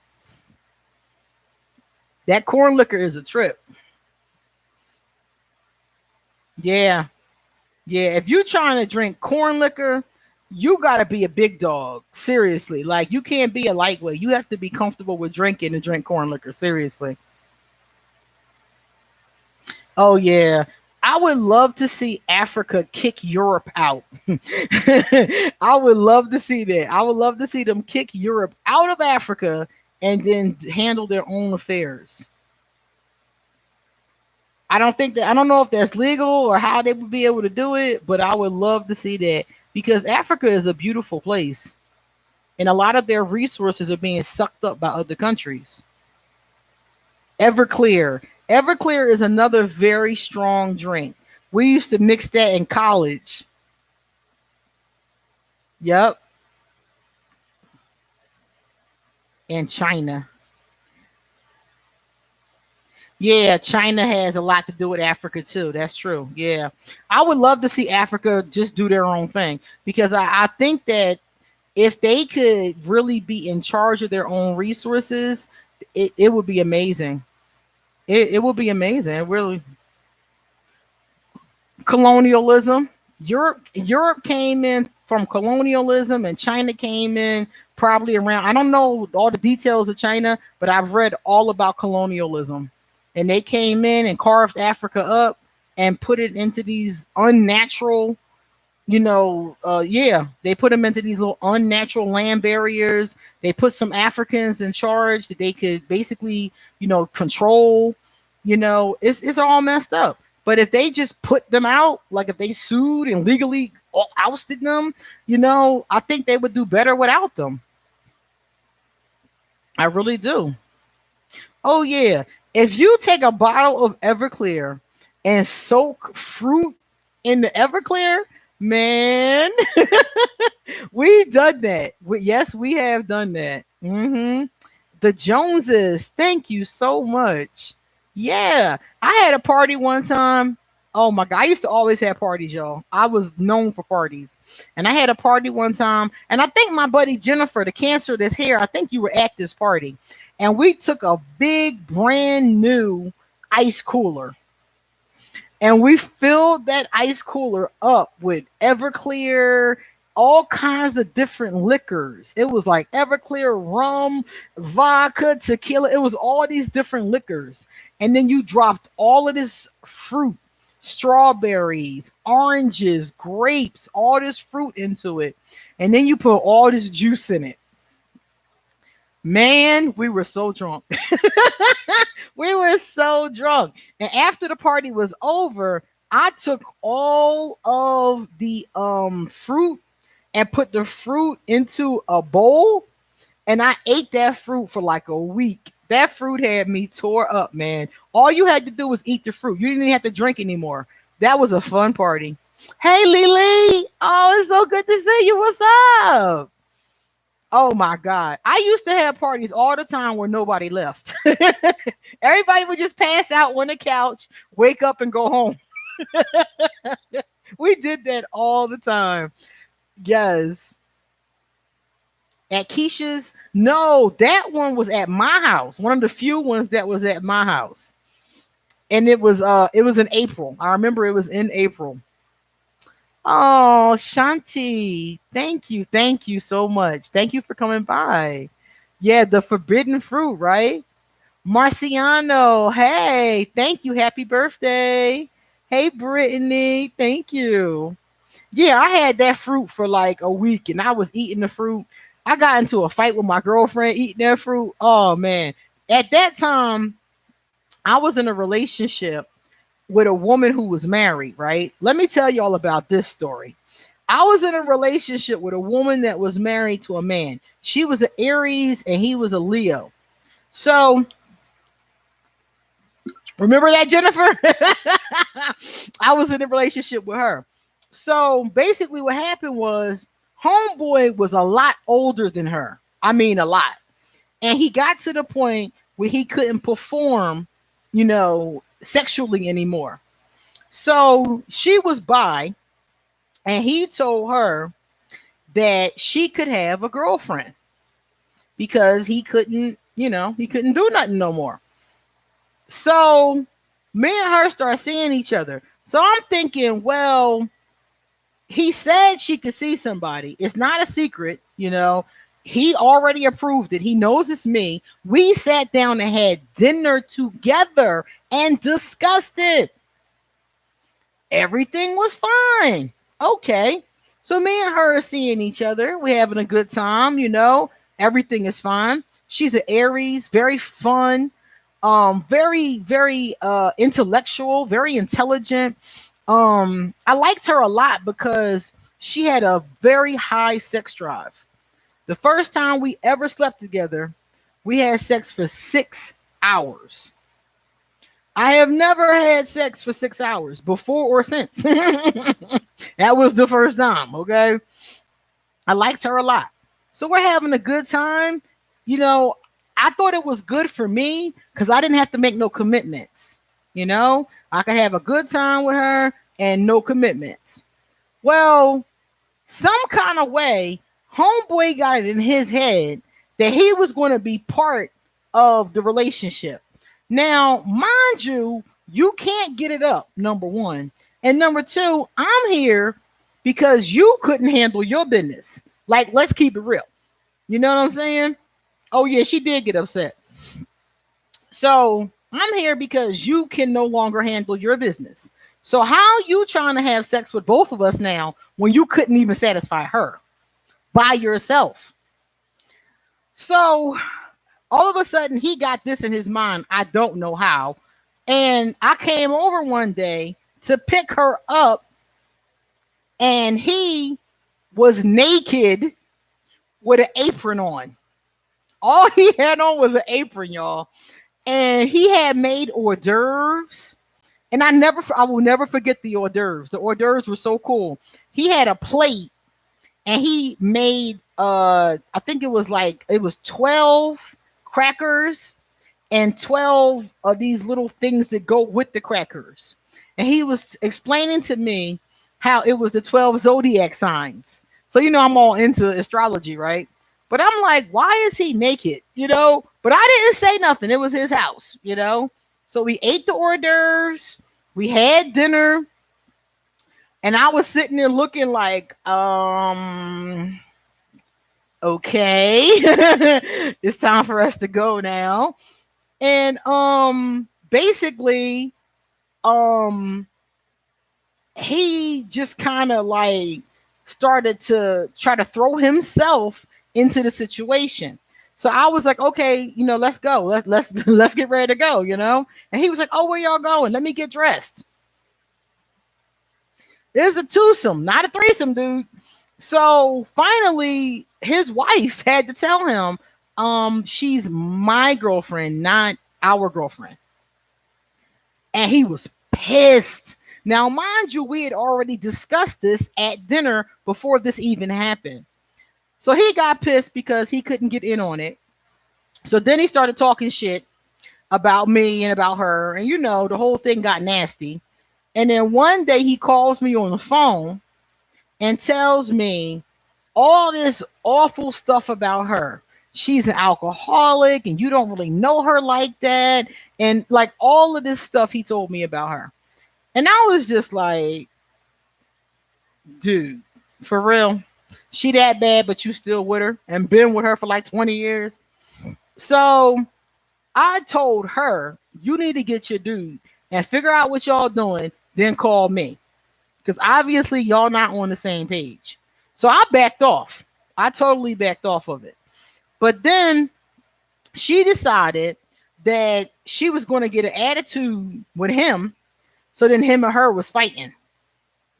And that was just ridiculous. So they was fighting. She was coming to my house crying. It was just this whole big thing. And it wasn't supposed to be like that. It was supposed to be a mutual agreement between 3 consenting adults. And I didn't want to be bothered. So I dropped out of it. I was like, nah, I don't want no parts of this. You're right. Somebody just said Leos have pride even when they don't have the dick. Exactly. And I dropped her. I dropped her and left the whole situation alone. I was like, I'm good. Whatever y'all got going on, y'all deal with that and I'm good. And after I had that party, that was when the relationship broke up. And I was eating that fruit. So I had been drinking and eating that fruit all day. And she came at my neck because she was upset with him and we were supposed to go to the movies. She got upset with me because of his behavior and acted a fool at the movie theater.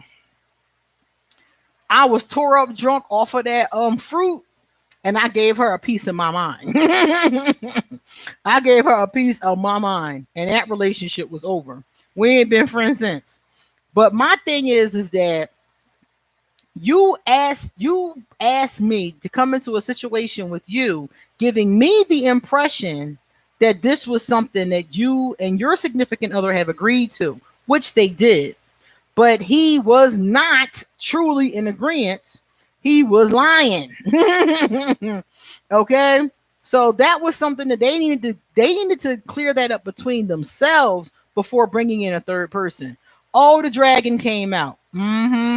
I cussed her the fuck out. The relationship did not last long. We slept together for like 3 months before the drama popped off. And then I just skated. I was out. I wasn't putting up with that shit. That ain't my husband. I'm good. Now, the funny part to this whole thing is, hey, urban hippie chick. Hey, how you doing? The funny part to this whole thing is that she ended up divorcing him and married a woman. After all of that, she divorced him and married a woman. So it wasn't good, and it wasn't good, period. But I just didn't like the situation, and I didn't like, it wasn't his aspect of it that bothered me. I didn't like how she handled the situation. This is your situation. This is your husband. You need to handle this. I shouldn't have to talk to him, and he shouldn't be calling me and all. This is your husband. You handle your husband. And I took offense to the fact that I had to deal with her husband. I know that's not my man. That's yours. So I really did take offense to that, and I left her alone. Now we not friends anymore, but the air has been cleared. You know, she got married. I moved on. Life is fine, but we never were friends again because I did not like that. I didn't like how she didn't handle her business. I didn't like how I was expected to handle it, and it wasn't my husband. She wanted me to take care of it. Like, well, you go talk to him. What? For what? They ain't my dude. Mm-mm. I did not like that at all. Natica. Hey, Natica. Oh, you're my birthday twin. Happy birthday. Happy birthday, Jada. Yeah, I wasn't putting up with that. Y'all already know. I don't have much patience. As soon as something stupid pop off, I'm ready to go. I'm Aquarius. We got 1 foot in the door and 1 foot out the door. As soon as you do something stupid, that other foot can very quickly go out the other door. Exactly. I did. Our patience is thin. Exactly. I did feel like that was her responsibility. Exactly. It's her husband.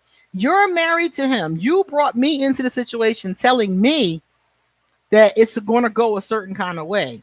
Now it's not going that way, and I don't want to play no more. I don't want to play no more. And that was it. I was done. Like, Christina had a Scorpio boyfriend. I had a Scorpio one time. I remember him. He was fun. He was not for long term, but he was fun for the moment. He was fun for the moment. I had a lot of fun moments in my lifetime, but he was not fun long term. I kicked him right to the curb. Hey, Joseph. Thank you. Michaela, thank you. Dropping friends like chew bubble gum. Is that an Aquarius thing? An Aquarius will drop you like a bad habit. An Aquarius will drop you like a hot potato. An Aquarius will drop you so fast you don't even know you've been dropped. And it's not because we like don't care about the person or we don't, we're cold towards the person. It's because we not putting up with that bullshit. Aquarius is not the one. We're not doing it. As soon as you do some shit that makes us upset or uncomfortable or we think is inconsiderate, as soon as you do something that we not feeling, we out. We're not the type of sign that's going to hang in there, be trying to pacify you. As soon as we get that inclination, we're gone. And that's just how we are. And sometimes we try to be like, okay, I'm going to hang in there, but it don't last. It never do. I've done that many times. I've told myself, okay, you're invested in this relationship. Hang in there. Don't kick them to the curb.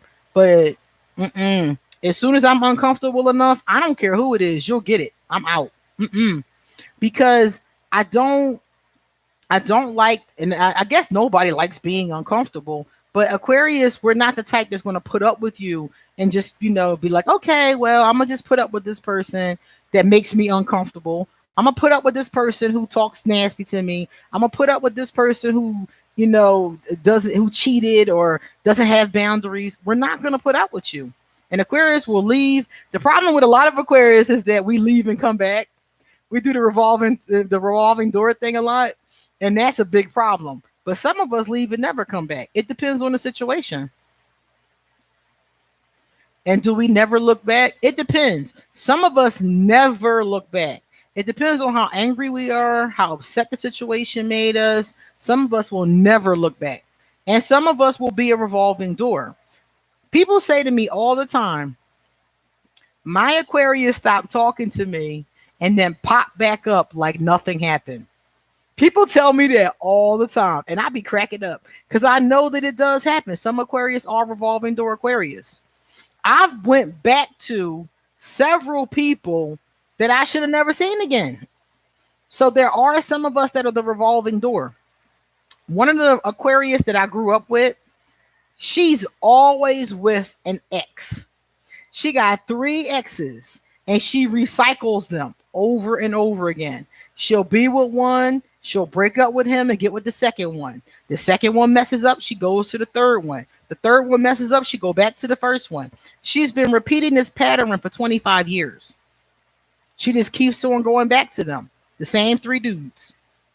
Keep recycling them. And I don't know why. I don't know why, because all three of them is messed up, but she keeps going back to them. And so a lot of Aquarius will do the revolving door, but some of us, we be gone.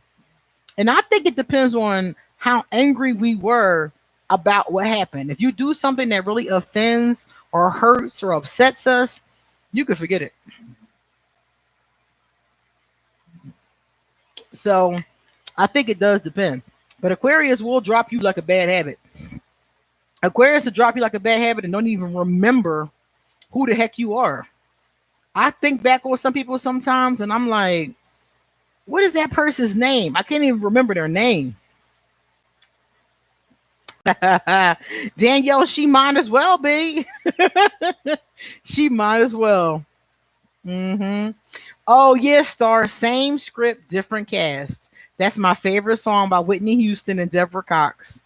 I think so too, Jordan. I think she needs to dump all three of them, because if you've been going back to them for 25 years, the same three dudes, apparently it don't work.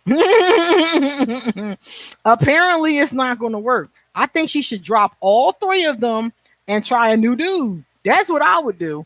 But I don't know. She keeps on doing it. The last time I talked to her sister, she was married to the third one.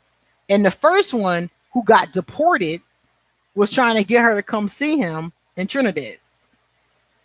So he left the rotation because he got deported. So now he's trying to get her to come see him on his island. And I was like, it could be the sex star. It could be. I don't know. I don't know. Yes, she is, Christina. She is a dark Aquarius. She's the darkest Aquarius I've ever met in my life. She really is. Not darker than Thomas Edison. Not darker than some of the famous Aquarius that I've done, or the infamous Aquarius that I've done. But she definitely is dark. Hey, reading YouTubers. Thank you so much. Yeah, she dark. Oh, God. Growing up with that Aquarius, she the kind of person that if I was an Aquarius, I probably wouldn't like Aquarius if I had just known her. I wouldn't even like Aquarius. I'd be like, nah, they sneaky. You know, they manipulative. They're conniving. I wouldn't even like us. But I learned through dealing with people that some people are like that and some people are not. It depends on the person. You got good people and bad people of every sign. And she was just one of those really messed up people. It could be because that's what she knows. That's true. It's been 25 years. She knows them intimately, knows their families, you know. So I guess that, you know, that keeps her holding on. Oh, yeah. The Thomas Edison video. Oh, my God. The infamous Aquarius that I do. Oh, my God. Some of them, like Ava Braun from last week. Oh, my God. It's crazy. The infamous Aquarius are really the crazy ones. The famous ones are usually very creative, but not so much crazy. The infamous ones are really out there. They really are. Yeah, comfort, being comfortable. If you've been with somebody off and on for 25 years, it does, you know, there is some comfort to the familiarity. But I would rather be uncomfortable with an unfamiliar person than three people I know are messed up. You know that's not going to work. Yeah, Edison is awful. Oh, my God. Edison is awful. He's awful, man. Oh, NZ. Thank you. Love you. Long time, Queen. Happy birthday to you. My son, best friend, and my baby sister. Hell, a lot of Aquarius in my circle, but we stay lit all day. Stay sweet and beautiful, love. Oh, thank you so much. Thank you. I really appreciate that. Yeah. Tesla, who was a Cancer. I like Tesla a lot. And when I found out Tesla was a Cancer, I was like, okay, I love Tesla. Tesla was a genius. And he should have kicked Edison in his ass. He should have. because he did him dirty. Seriously, he really did.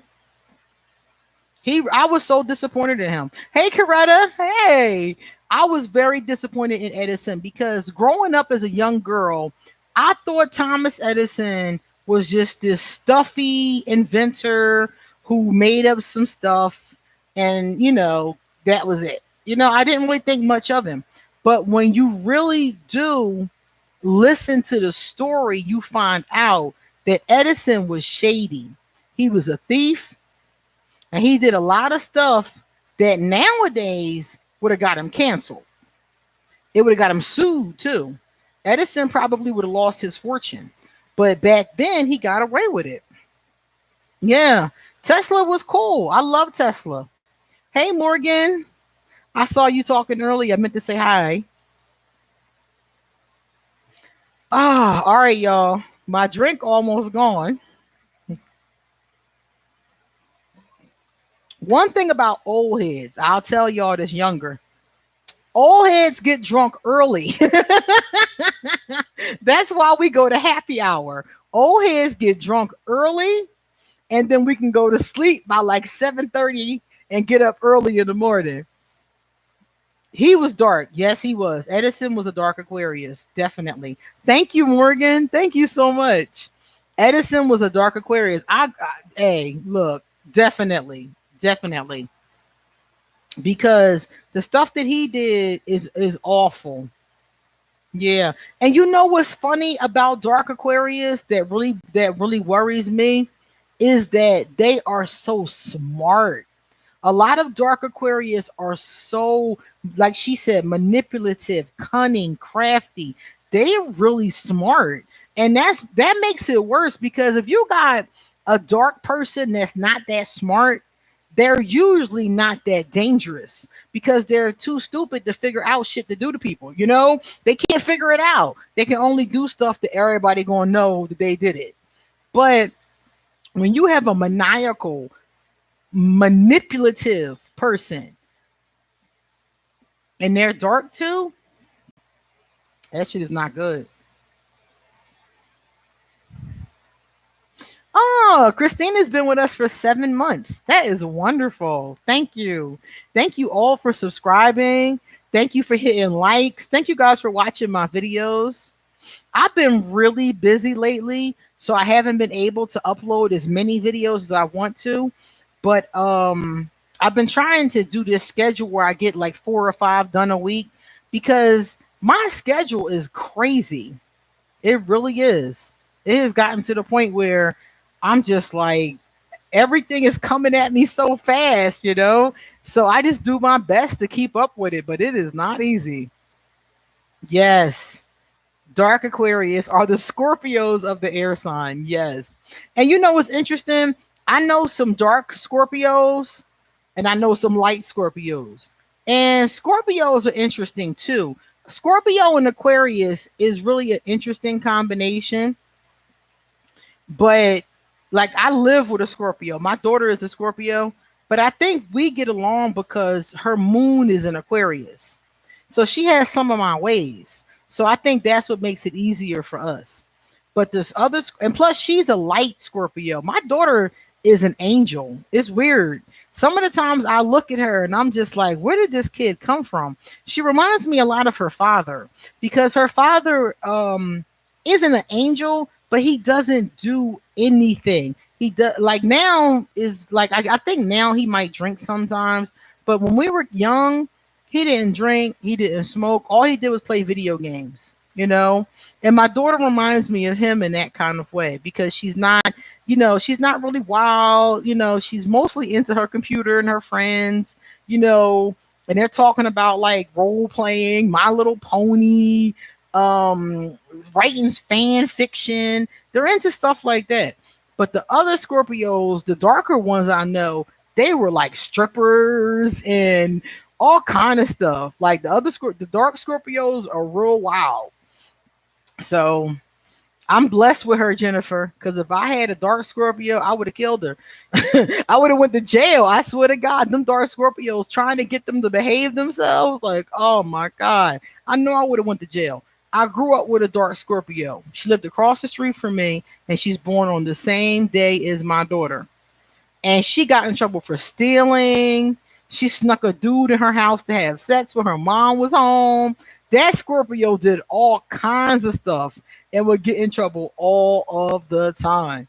So I am very, very blessed because if she was a dark Scorpio, we wouldn't have made it. Me and her would not have made it. I was not that kind of a mother.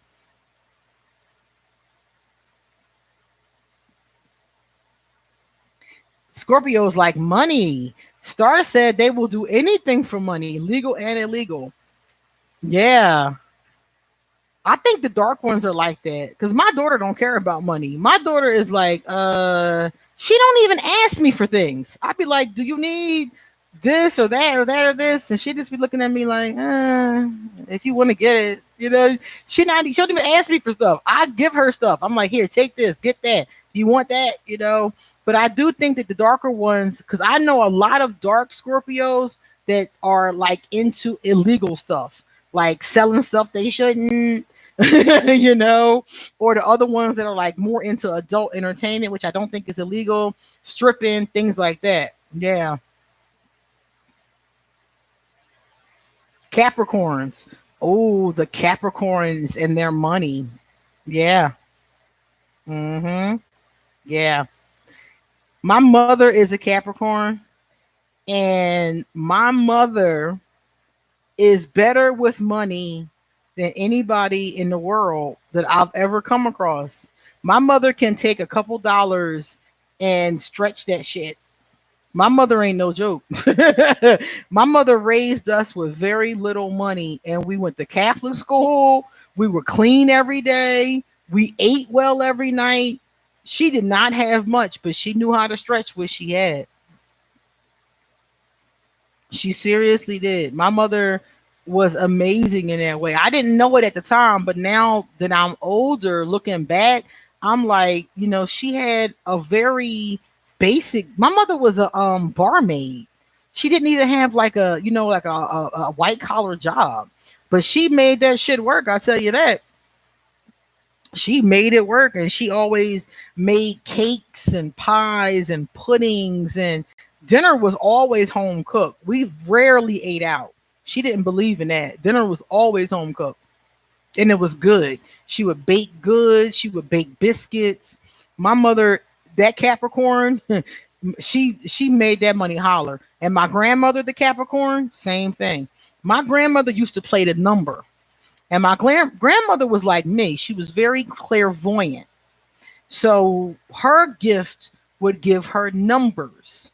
I wish my gift did. It might actually, if I ever really tried it. I never really tried it. But her gift would give her numbers.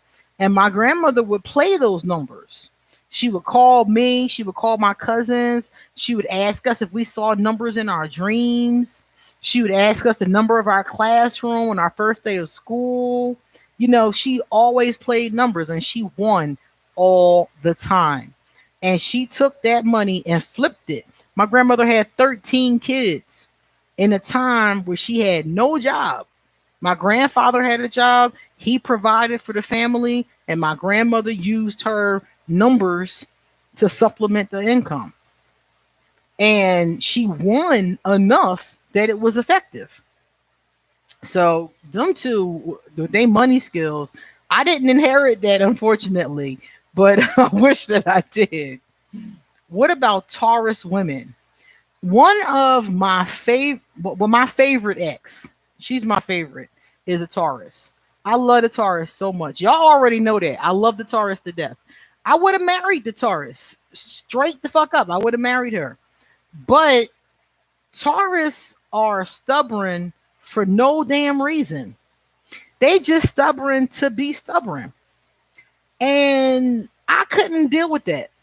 That's something I wouldn't have been able to deal with long term. So I left her alone. But if we didn't have that problem, I would have hung in there. Because out of all the women I was with, that Taurus was the one. That was the one. I love that one. That was the one. I really loved her. I loved being with her. I loved spending time with her. I loved her family. That was the one. And I just couldn't deal with that stubborn shit. That shit got on my nerves. And she wasn't really good at figuring out what she wanted. Hey, Marcy, thank you. She wasn't good at figuring out what she wanted. Her mind would change like the wind. And I think that she had a Libra moon, if I'm not mistaken. And her mind would change. Like 1 minute she wanted one thing, 15 minutes later she wanted something else. It was ridiculous. Hey, let me see. That is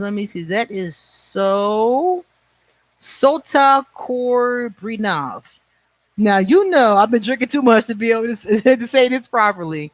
Thank you so much. She said, Happy birthday, Queen. Have an amazing birthday. Thank you so much. Fixed signs are hard to move. Yeah, Aquarius is a fixed sign. Mm hmm.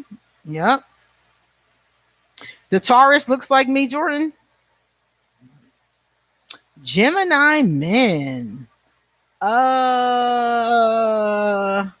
Hi, Just Vitigo. Thank you. Thank you. Sabrina. Yes, there we go. Thank you. Thank you, Sabrina. Yes. Sabrina from Instagram. She always sends me the memes that I use for asking Aquarius. Thank you so much. I've been hung up on a Scorpio for years. I hear that. Yes. Mm-hmm. Yeah. Adriano, High Priest. Thank you. Thank you so much. This has been a great birthday. It was so much fun to spend these hours with you guys. Now I'm going to pass out and go to sleep. The Gemini men, I never spent a lot of time with Geminis. People keep telling me to date a Gemini, and I haven't had one yet. But I went to college with one. Thank you, Kita. I went to college with a Gemini, and my only problem was this. He was so like I never knew who was coming. He was two different people. AKG, thank you. He was two different people. Thank you, Karen. And one, he was Geminis are their own twin. They are their own twin, you know? And basically he would come around sometimes and be very youthful and very energetic, and he would be so happy and fun. And then other times he would come around and he would be old and cranky and crotchety. And I was like, sometimes you young and sometimes you're old, but I don't know which dude I'm getting. And I don't like sometimes I need the young bull and the old head popped up. And sometimes I need the old head and the young bull popped up. So it was really difficult for me. It was really difficult for me to deal with him because it was like, I don't know who's coming today. So I have heard that Gemini and Aquarius is a good match, but I can't co-sign it because I haven't experienced it yet. So when I experience it, I got you on that. Ah, I am going to the bathroom because now that water is running through me. I'll be right back.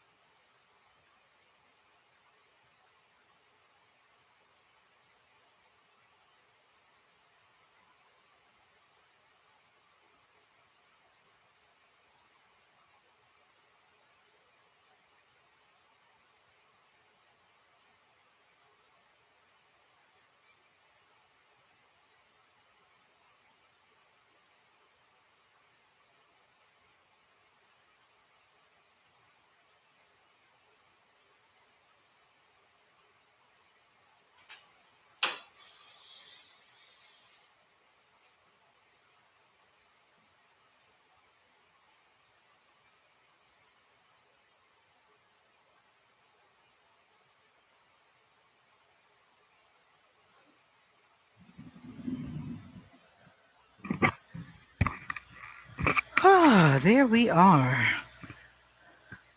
So, yes, I am 44 today. And I just feel blessed, to be honest with you. I feel blessed to make it this far. I feel blessed that God has kept me. I know a lot of people who didn't make it this far. A lot of my classmates from different ages, um, a lot of people I've met along the way. So thank you, Adriano.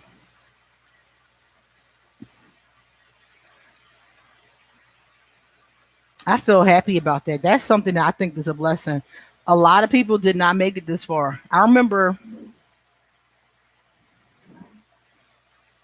in my old neighborhood when I was growing up, there was a guy across the street. And every so often, I don't know why, out of all the people that have died, every so often, thank you, no, no. Every so often, um, he comes to my mind. And he was like 18 years old. And his best friend murdered him, supposed best friend murdered him over money. He was a street pharmacist and they were selling together. And he felt like he took too much money or something happened. Something happened with the money. And he killed him. He killed him and he took all the money that was on him and left him dead in the alleyway across the street from my house. I'll never forget it. 18 years old. So when I have a birthday, I always think about those who didn't make it. I think about them and I'm like, crazy. Christina, you're only 14? Oh my God. I remember 14. Oh, that was a crazy year, man. 14 was a hard time for me because when I was young, I was so troubled. I was so angry. I was so lost. I was so hurt. I didn't have any outlet for my emotions. I had a Capricorn mother who didn't understand emotion. 14 was a very hard year for me. Hey, Hazel, how are you, sweetie? Yeah, right. You're right, Star. We used to always do that when we lived in the hood. We used to always when we got some beer, we used to drink 40s, y'all. That's how old I am. We used to drink 40s. We called them 40s. It was 40 ounces of liquor, and it was basically beer. And back then, we used to drink Ing Bang, which is Old English, Red Bull, Blue Bull, Crazy Horse, Cisco, you know, that kind of stuff. That's the kind of stuff we used to drink back then. And we would pour out a little bit for all the dead homies before we started drinking. That we used to always do that every single time. Yusef, I was trapped by a narc mother. Yeah. Yeah. Having a mother that's a narcissist is gotta be tough. Mad Dog 2020. Let me tell you how. We had a block party before I left Philadelphia about 4 years ago. We had a block party, and I went and got some Mad Dog 2020 for the party. It was peaches and cream Mad Dog. That's the one I got. Yes, Lord. Crooked Eye, St. Ives, malt liquor. I remember them days. Mm-hmm. St. Ives. All of that kind of stuff I couldn't even drink now. The Mad Dog I could still drink. But malt liquor, it tastes awful. It tasted awful back then. But we used to get it because it was cheap.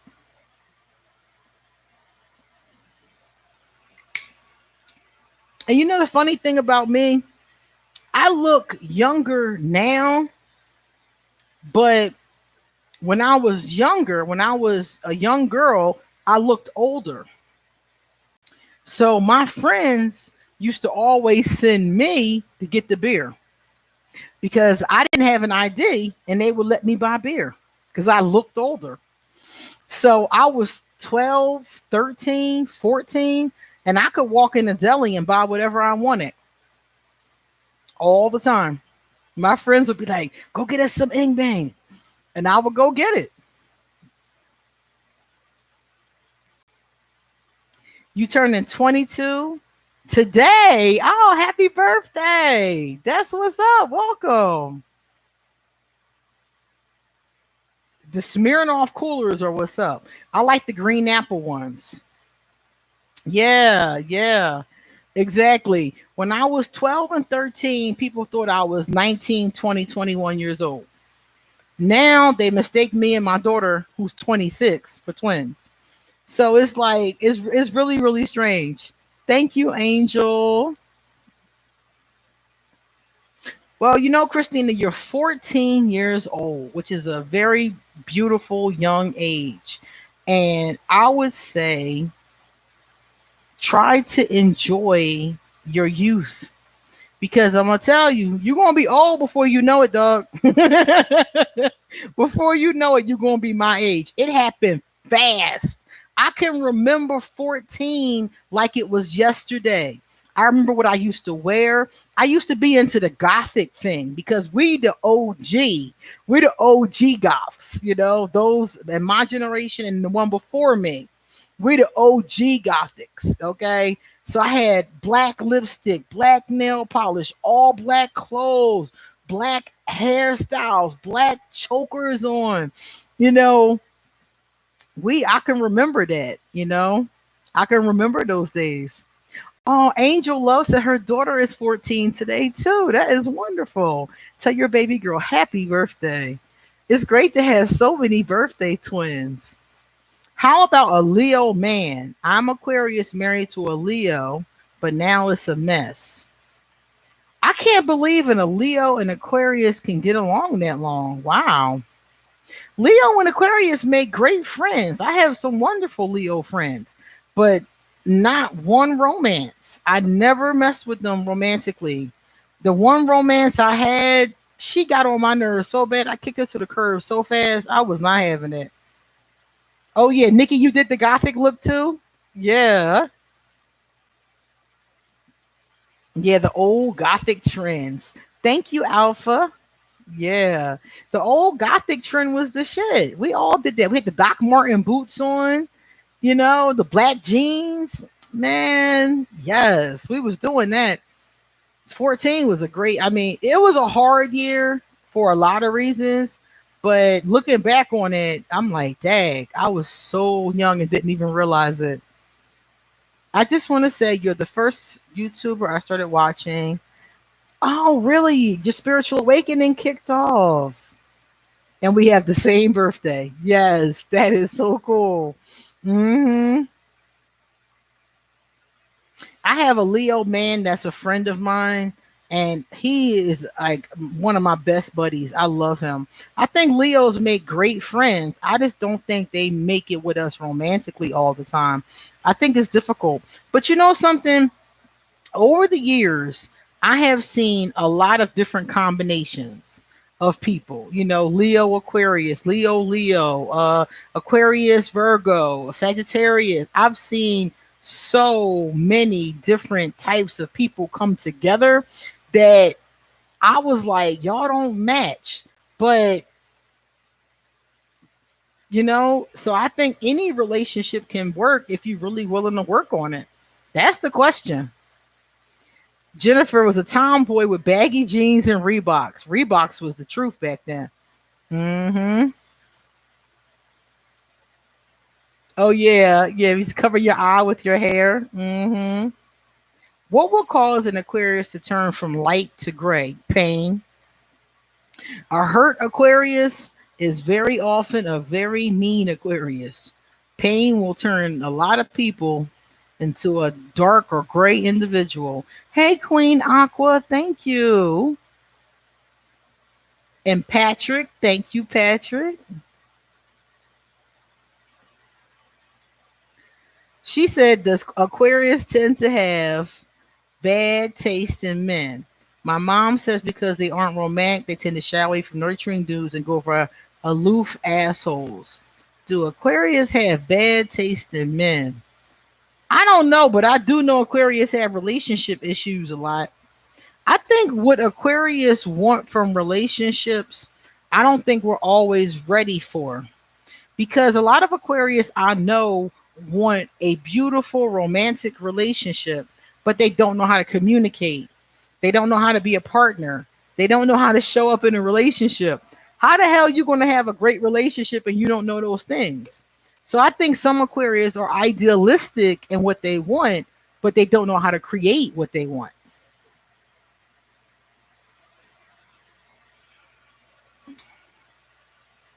Will an Aquarius say they love you and be vulnerable with you if they are full of it? Usually not, unless you got a dark Aquarius. A dark Aquarius will tell you anything.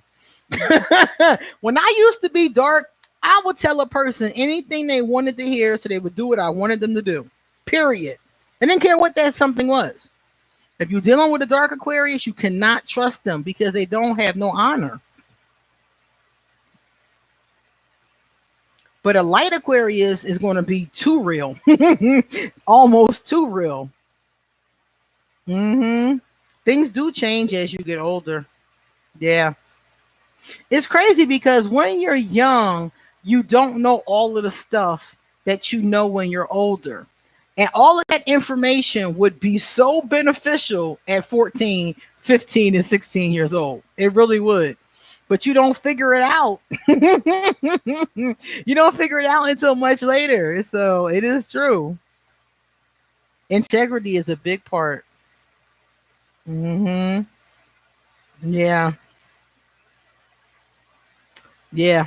Yeah. They'll tell you anything, child. Anything you need to hear to get what they want, anything.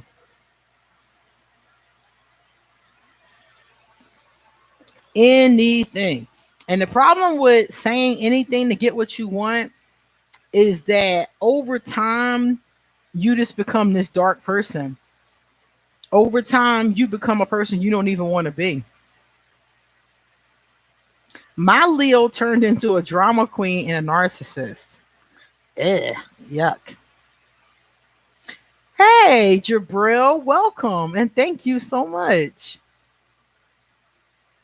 Yeah, that's what I be saying sometimes, Yusef. I don't think that I was mature enough to understand the things I understand now. I don't like pretending that I like a boy's romantic gesture if I don't. Yeah, don't do that. If you don't like somebody, don't pretend like you do. Just keep it real. Just let them know. You know, you ain't got to be rude. You don't have to be nasty, but just don't lead somebody on, as they call it. Yeah. A lot of people will lead you on. People will pretend to like you because of what you do for them. And that's messed up. And it happens every day. Some people are with people because of what they give them and or what they have or who they are, for example. And that's not cool. Sienna, thank you. It's true. Some people are like that. Yeah.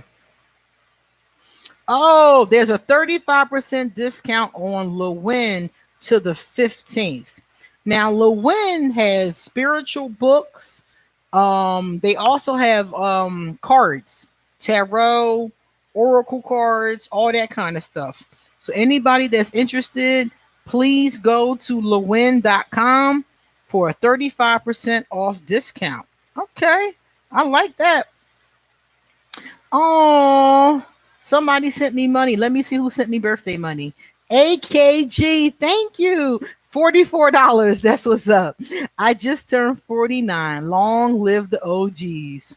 You got me through my Voldemort breakup. I love your wisdom and insight. You're an inspiration.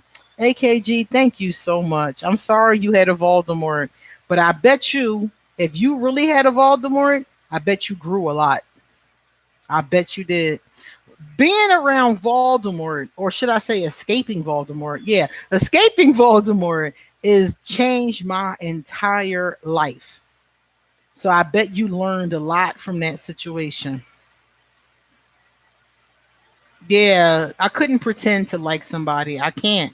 I've tried before. I can't do it. The link for Lewin. Let me see. Let me see if I see it. Oh yeah, it does hurt. That's what changes you. See, we don't have to change through hurt. We can change through other means. But sometimes we just insist upon hurt. Unrequited love. How do Aquarius feel about unrequited love? I would assume they would be hurt. I know, you'd be hurt. I think everybody feels the same way about unrequited love. But for me, it's like, okay, whenever somebody is not feeling me, I've had times when I've gotten to know a woman and she wasn't feeling me. And I would just be like, okay, and move on. I'm not going to argue the point. I've had people try to argue with me because I didn't want to be with them. What the hell is that for? Just move on. So, no way. I just let it go.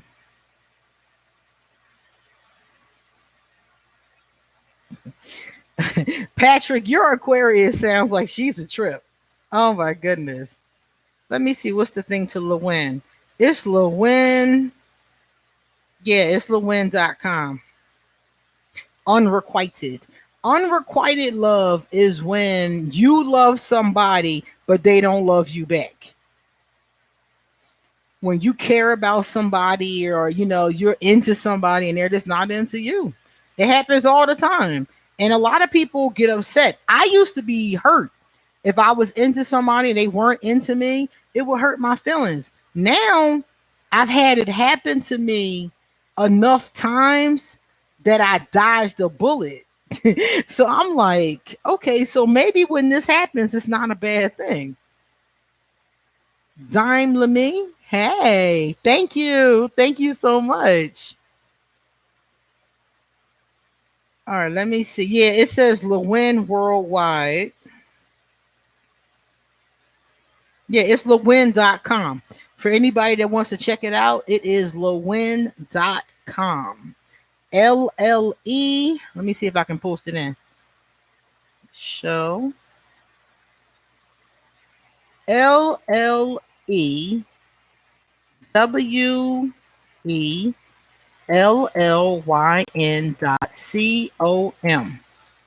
There it is right there. 35% off, people.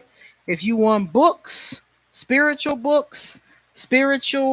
cards, tarot, oracle, go to Lewin.com for 35% off. Thank you so much, Matthew. That's good information to know. I probably shouldn't buy no more tarot cards. Y'all don't even want to know how many decks I own. Y'all don't even want to know. Like, seriously. Yeah, rejection is hard. I agree with that. But see, my thing is this. If somebody rejects you, there's probably a good reason. I've always found that when somebody didn't want me or when somebody was rejecting me, it was always for my benefit.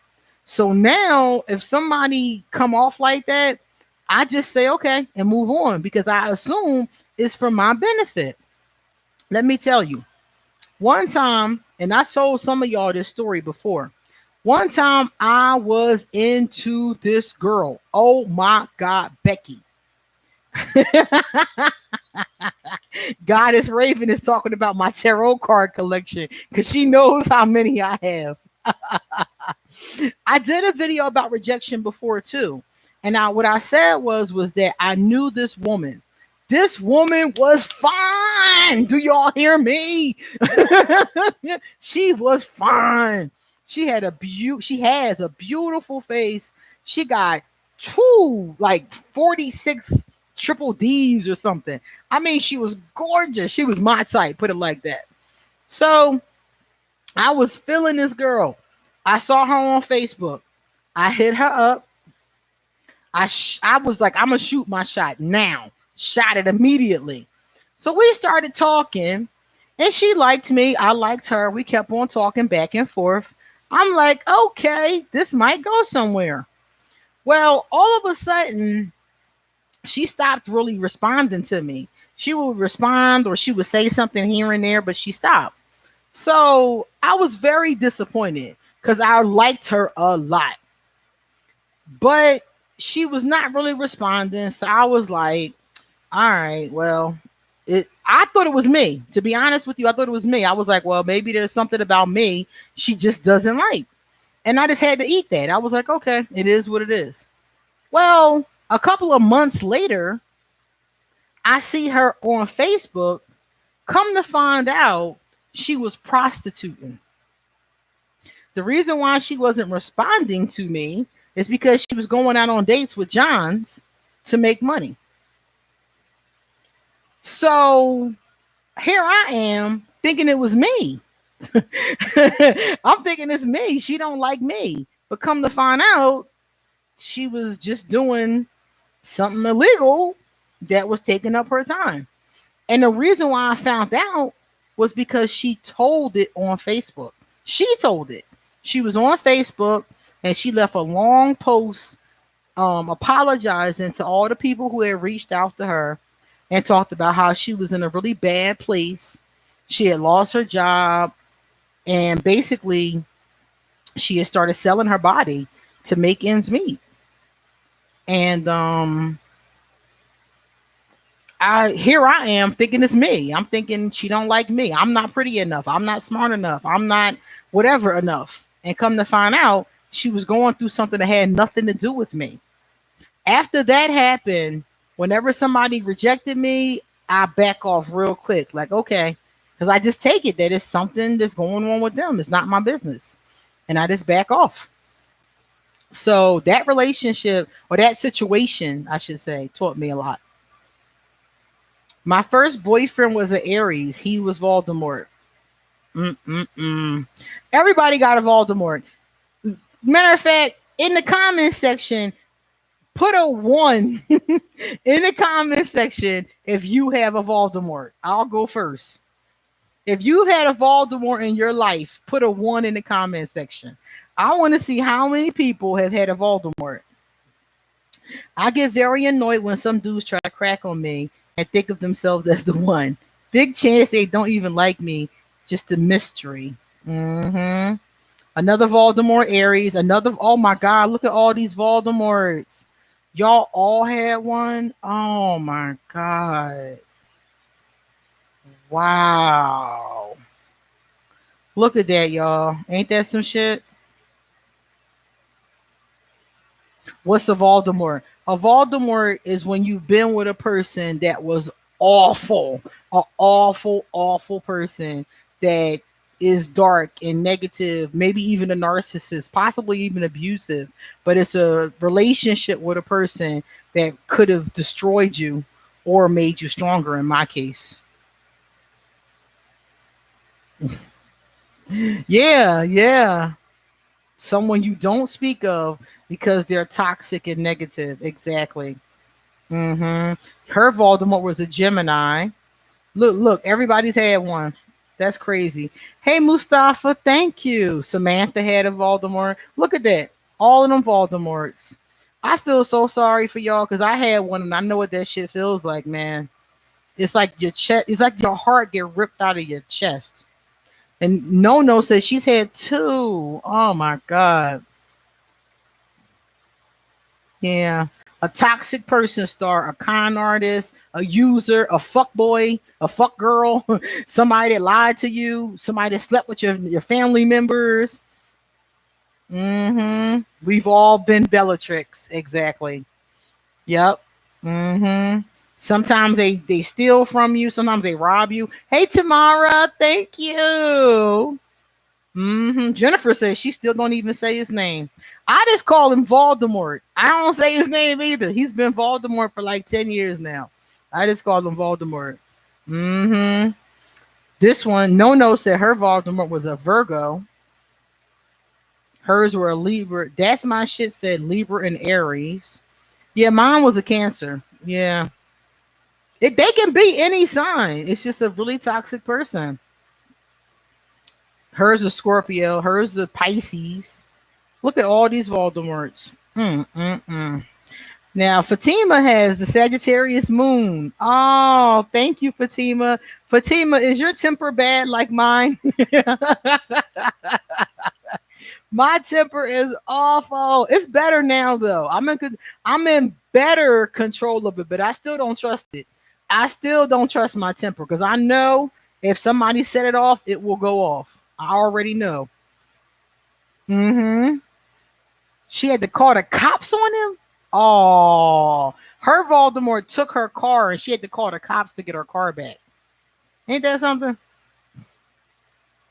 Christina said, "My cat is a water sign." AKJ has a Cancer moon. Yeah, I ran across an awful Cancer, but I also know some great Cancers.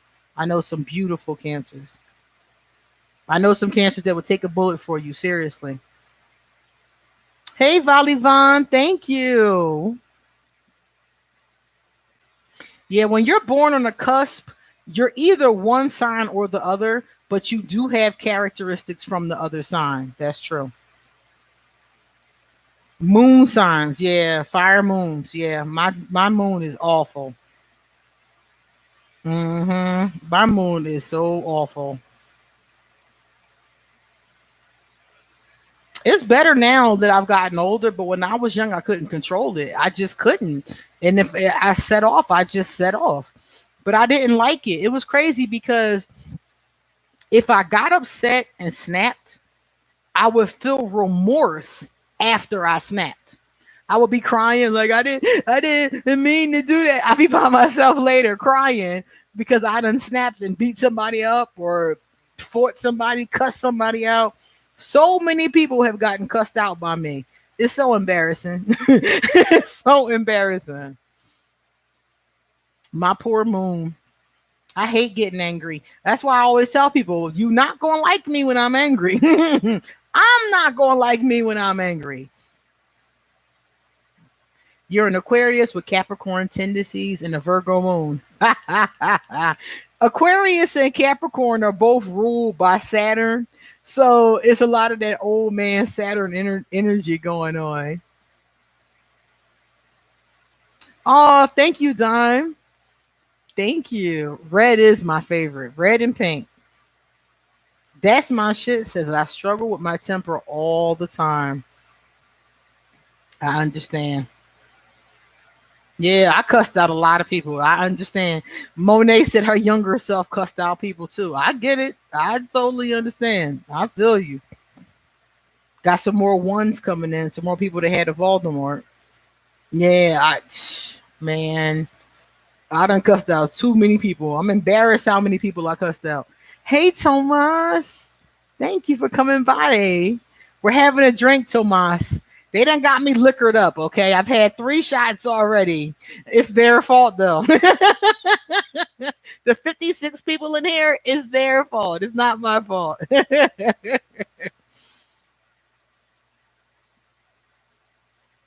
Hey, Sasha Williams. What's the most cringe thing that you've done? The most cringe thing I've done?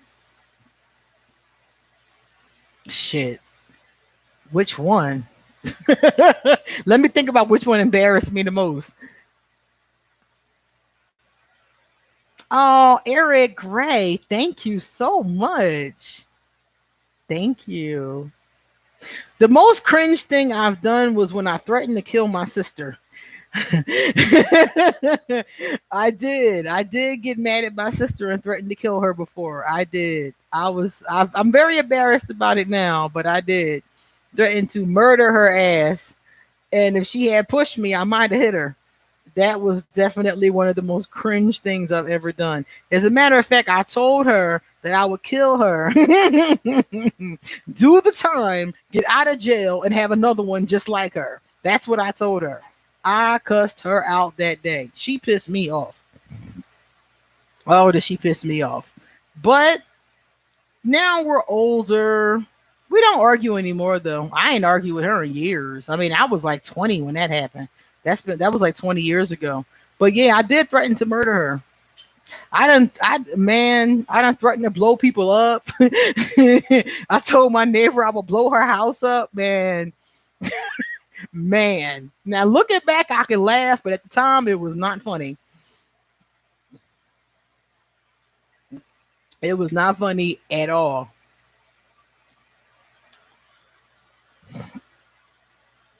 Oh, Yusef is the middle child of three. Yeah, I have an older sister and a younger brother. My older sister is a Capricorn, and we've had a lot of problems over the years.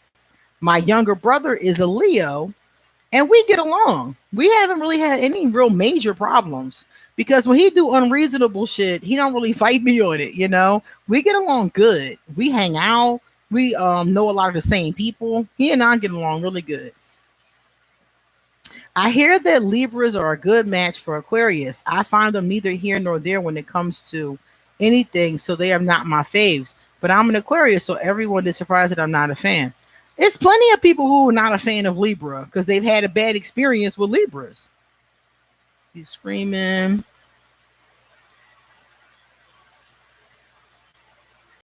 Yeah. If you having a bad experience with a sign, it's easy to dislike that whole sign. That's why I tell people all the time that is not fair. I always tell people that do not do that. That is not fair. Just because you have a bad experience with one or several people of a sign doesn't mean to blame that on that whole sign. Sometimes I'm in my Aquarius group and they'll be talking about all the signs we shouldn't date. And I'm like, it's you got to look at the whole chart. You can't base it on their sun sign. Yes, Jordan, I've seen Infinite Waters and I do enjoy his videos. I saw his videos before I started making my videos, as a matter of fact. I used to see him back in the day. He's good. I don't know him, very well, but the videos I've seen were good. I like them. You know what I don't like about most YouTubers, and this is not a diss on them. A lot of YouTubers take too long to get to the fucking point, so they lose me. I'm Aquarius. I'm an air sign. You gotta move fast, fucking with me. You know what I'm saying? You gotta move quick. So if you take 20 minutes for your introduction, it's not really high that I'm gonna stick around. That's the real problem. So some YouTubers are really intelligent and have great shows, but they take too long to get to the point and they lose me in like the first 4 minutes. Jim, hey, and Jen, hey, how are you guys doing? What's up? Michelle Griffin, thank you. Thank you so much. Angel said that her ex is an Aquarius. Miss him. Oh, yeah, I do like him. I like his energy. I like his spirit. I don't know him very much. Like I said, I've only seen like 4 videos from him, but I did like his energy. But he was another person. Again, it takes so long to get to the point. I'm like, get to the point. You gotta catch me fast. That's why if you guys notice when I do my videos, I start off talking about the topic, then I do the introduction, then I come back to the topic. I try to give you, like, I didn't always do that back in the day, but I try to give you a little bit of what I'm gonna talk about so you can see if it interests you or not, and if you want to watch the rest of the video. So that happens to me all the time. Yeah, they beat around the bush. They'll be like, "Oh, I'm sorry the lighting isn't good, and I'm sorry I didn't do my hair, and I'm sorry my nails aren't done, and I should have told you guys that I was going to be on now, and oh, but we're going to talk about tarot in about 15 more minutes, and they go on and on and on, and they lose me. They lose me in the first couple of minutes. You got a minute for real to really catch me. And if you haven't caught me in that minute, you probably lost me forever.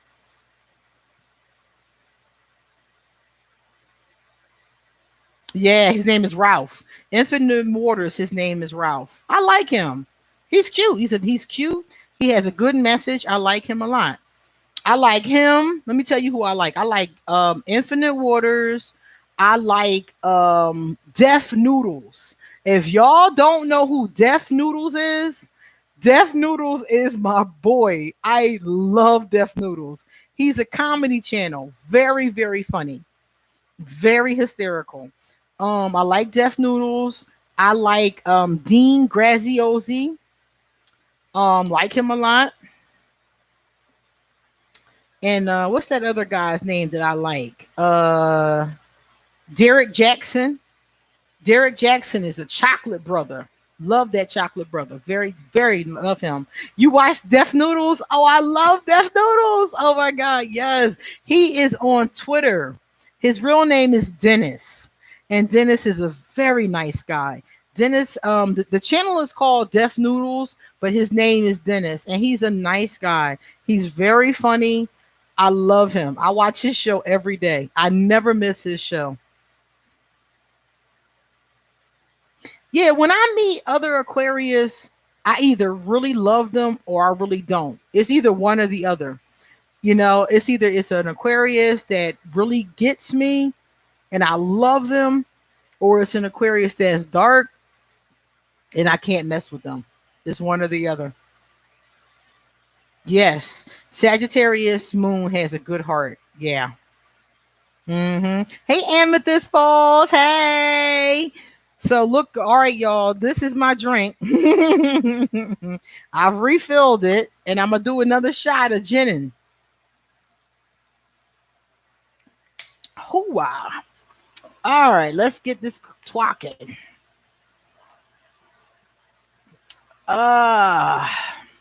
It feels good to be 44 years old. When I was a young girl, I never imagined this. I haven't checked him out. Kev Hicks. I gotta check him out. Yeah. If you meet a dark Aquarius, if you meet a dark person from any sign, you're not gonna like that sign. Straight up, you're not. But if you think about it and you're fair about it, you have to admit to yourself that there are people of every sign you don't like, and there are people of every sign that you do like. Sometimes I meet people and I'm like, you're a what? I'm shocked at what they are. Oh, yeah, I am, Jennifer. I am. I'm a 4. Yes, I am. 213. Is that a 4? Oh, 13 is a 4. And I'm turning 44. Yeah. The side of Sagittarius moon that's negative is the bad temper. The side that's positive is the passion. That's the side, the passion. Sagittarius moon is a very passionate person. Can be a really good lover sometimes. Yes. That is true. Yeah, 44 years old, Jim. Ain't that something? I'm just glad to still be here. I'm 44 years old. If I could live to be about 104, 104 would be wonderful. Nikki's brother turned 43 today. Happy birthday, Nikki's brother. All right, here go my next shot. What is this, number 4, y'all? Okay, this is the 4th shot. Okay, so this one is gin and strawberry. This is the 4th shot. I'm gonna fall over. Y'all gonna keep playing and I'm gonna fall over. Yeah, 104. Exactly. I want to be 104. And I want to still have my mind to me. And I want to see my grandchildren. I want to see a better world. I really do. I want to see the age of Aquarius come in. And I want to see people start to love each other. Oh my God. Don't make me cry, y'all. I'm mad. Don't make me cry. Because I will seriously cry.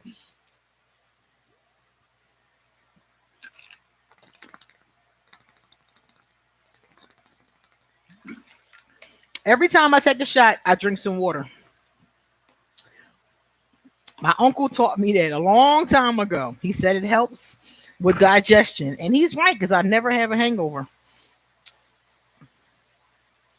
Steve Harvey is an Aquarius. Get the fuck out of here. I didn't know that. It's good, Jordan. It's gin with a strawberry flavor. I like it.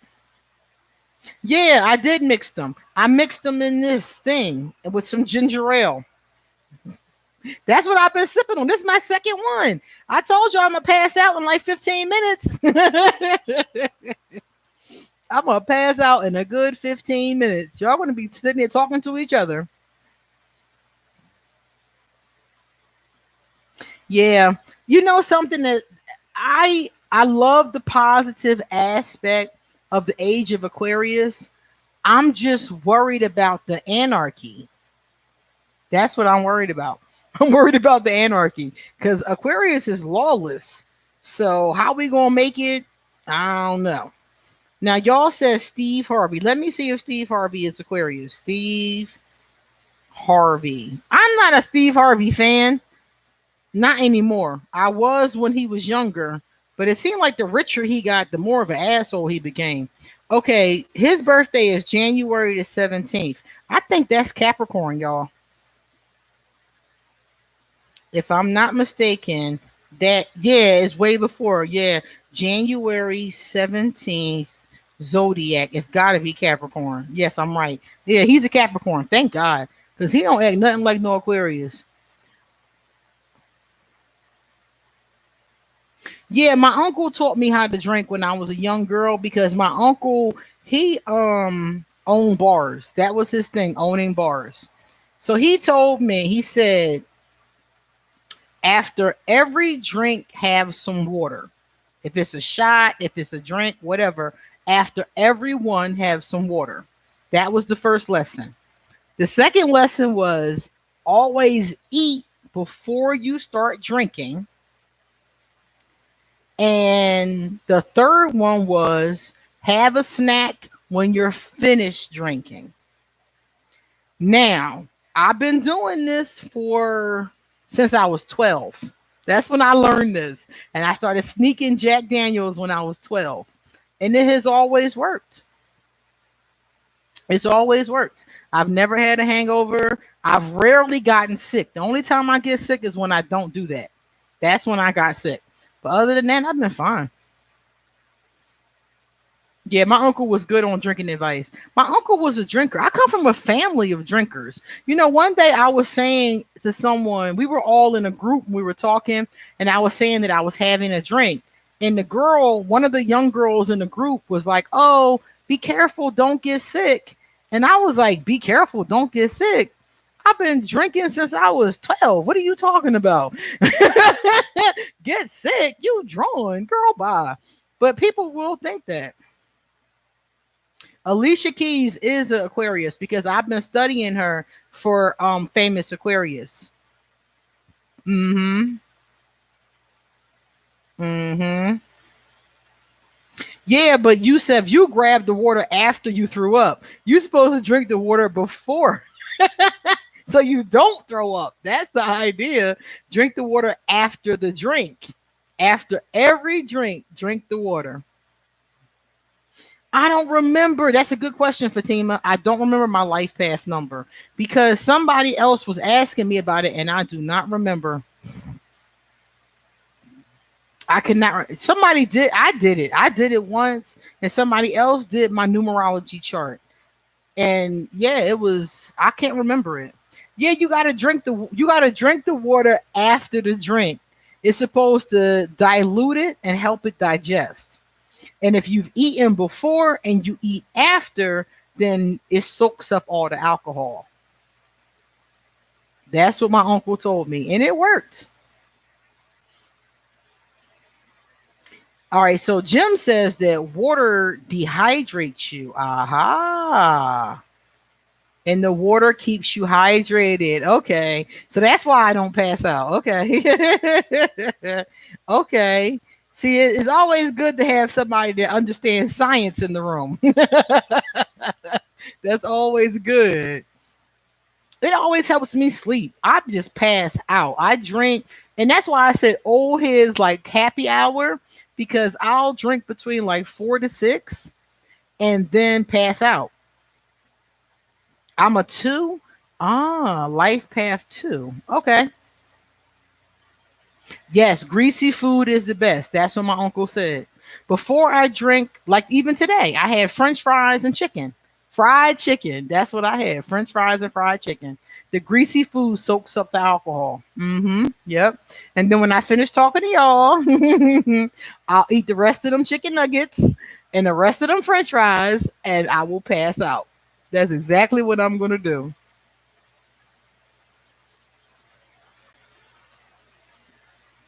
The brain is shrinking. Oh God, is that what it is?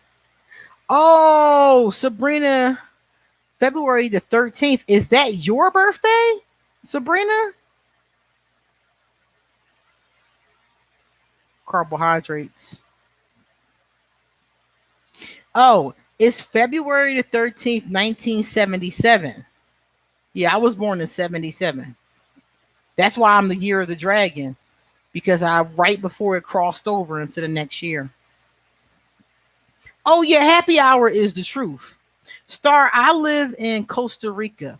I've been in Costa Rica off and on, mostly on for 4 years, and now I'm working on residency so I can stay here.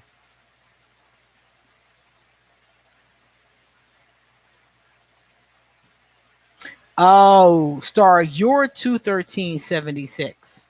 Okay, got you. Yep. I am in Costa Rica, good old Costa Rica. I love Costa Rica. Costa Rica is my spot. When Donald Trump became president, I was like, oh, fuck this. I was like, fuck this. I'm out of here. And it actually exceeded my worst expectations. I knew it was going to get bad, so I left. I hit the road. You know how they always tell us go back to Africa? I couldn't go back to Africa, but I can get the fuck out of there. So I left. I packed my stuff and left. And now I'm working on residency so I can stay here and buy a house and one day be a Costa Rican citizen. So I thought this was a good place to go because Costa Rica shares a lot of my values. And if I need to get to the States to my family, it's not a long ride. I just take a plane, couple hours, I'm in Philadelphia. Do you believe in soulmates? I, for example, think after some time, mutual connection, emotional passion, man. I do believe in soulmates, but I think based on the way I've seen them come up in readings, I think that soulmates are people that you've known before. I really do. I think they're people from your past lives that you've been in love with or in relationship with or something like that. No, Monet, I can't speak Spanish. Mi español es muy poquito. That's the most I can say, okay? I cannot speak Spanish well. I know a couple of different words. I know how to tell the cab driver where to go. The red shot is scared of, that kind of thing. But that's really all I can do. And I'm blessed because Google is really good. So I just use Google for everything. I translate everything through Google. There are beautiful people here, Star, men and women. The women are gorgeous, and the men are very handsome too. I'll give them that. They're very passionate people here too, and they always trying to have the men always trying to have an adventure. So they always trying to holler at you. I don't care where you are, they trying to holler.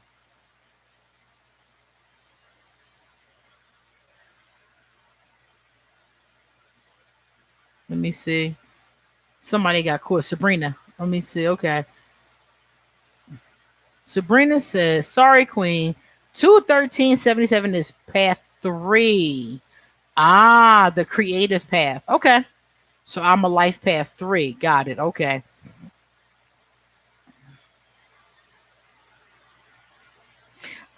Eric, I have never looked at it because the one time somebody did my chart in the Vedic astrology, it was not good at all.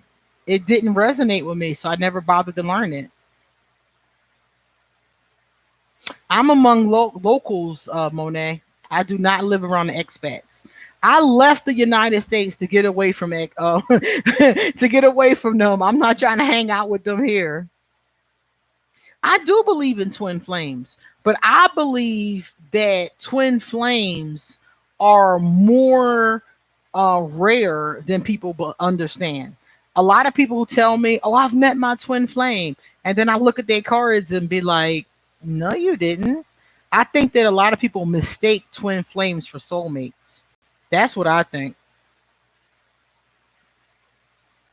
Do you find Hermione annoying? I did not like Hermione when I first read the Harry Potter books. But she grew on me. She grew on me because of her loyalty. I respect loyalty, and she grew on me because of that. Definitely. How is the food in Costa Rica? We have the same food in Costa Rica that you have in the United States, except for I think it's more natural, you know. Um, so that's a good thing. But we have a lot of the same restaurants. Like if you get hungry for McDonald's or something like that, you can definitely find it.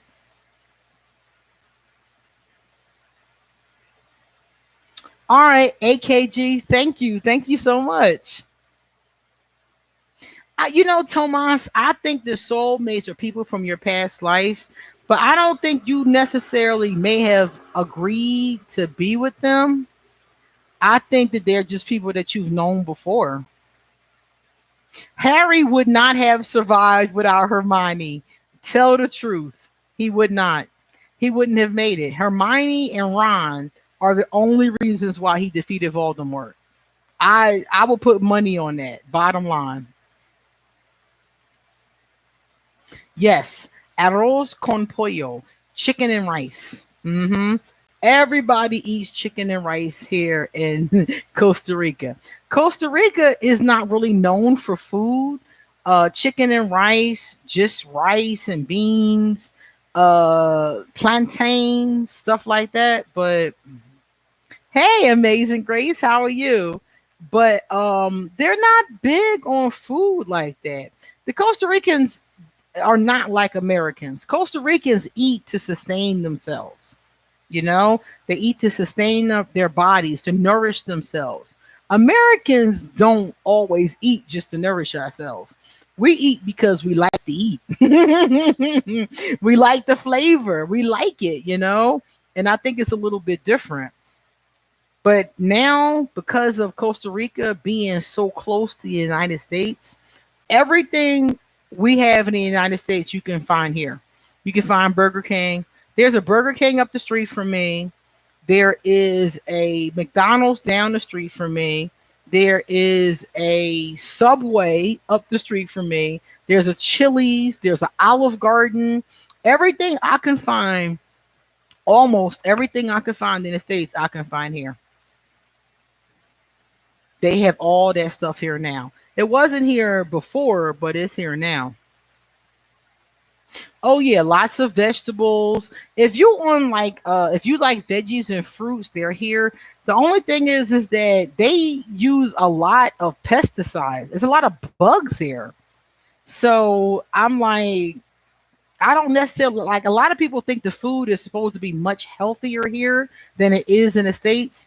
And I don't really find that to be the case. I find it to be very similar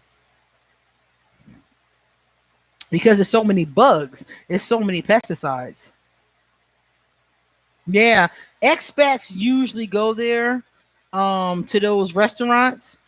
Costa Ricans go to the Costa Rican restaurants. They call them sodas, and they're basically restaurants that have Costa Rican food, rice and beans, meat, stuff like that. Costa Rican cuisine is very basic. Tres leche dessert, it's very basic, and like I said, it's for nourishment more so than comfort food.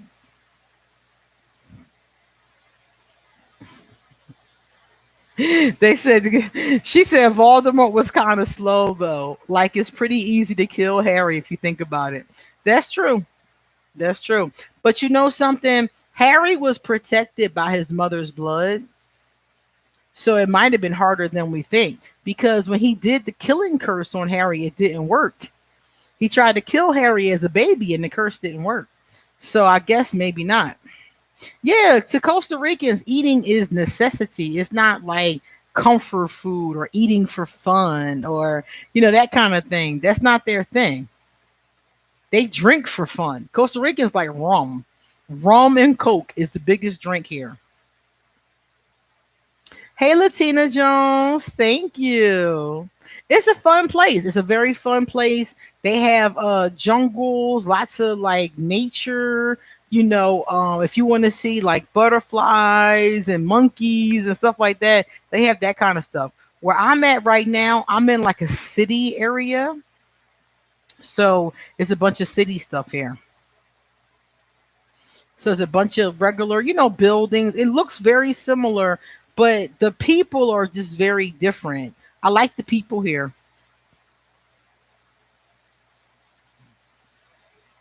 Rum cake. I've never had rum cake. Red rum. They usually drink rum and Coke. That's what they love here, rum and Coke. Yes. If you go out into the jungle here, because they have the city part here, then they have the jungle. If you go into the jungle, they do have monkeys that will steal your stuff. If you leave your window open, the monkeys will steal your food and your belongings. It's so hysterical.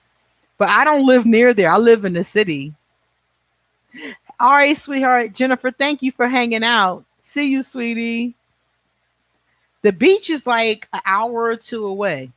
Hey, Courtney. Yep, it's like an hour or two away. I can drive there very easily. Um, Aqua Sun. Hey, thank you.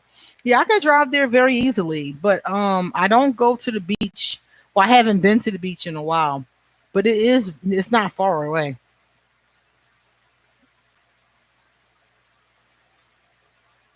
Yeah, yeah. He could have killed him in other ways. That's true. He could have choked him to death. He could have shot him. Yeah, it was other ways to kill him. That's true. Mm-hmm. Bye, Eric. Enjoy dinner and thank you for coming to hang out.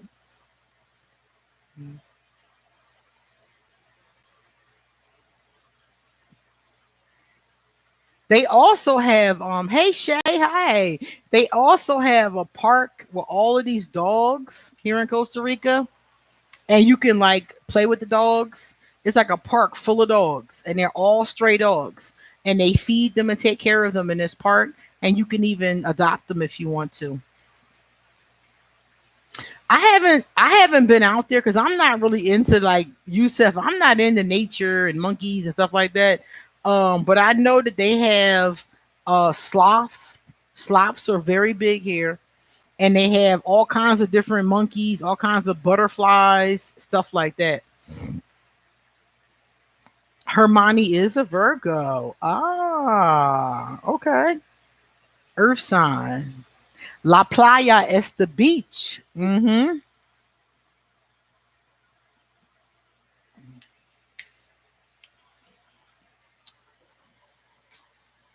Oh, Sprite was my favorite. When I was in the States, I like Sprite and I like peach soda. Yeah, exactly. The zoo is as nature as you go. You can actually, if you come to Costa Rica and you stay in a part of Costa Rica where they have monkeys, like if you go to like La Fortuna, if you go to any of the jungly, areas, you'll see all kinds of waterfalls, animals, everything. They keep their wildlife preserved.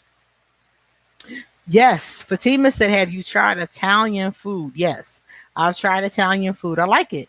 Italian, Indian food. Yes, I like Indian food and Italian food. Now that I think about it, Miss Foxy, thank you. Yes, Miss Foxy. Aquarius is the most misunderstood sign in the zodiac. Yes.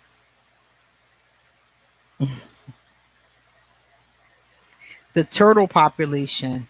Ah, I don't know anything about the turtle population. All I know is about them stealing ass monkeys. Them monkeys will come in your crib and steal your stuff. A lot of expats have told me that the monkeys came and stole all their food.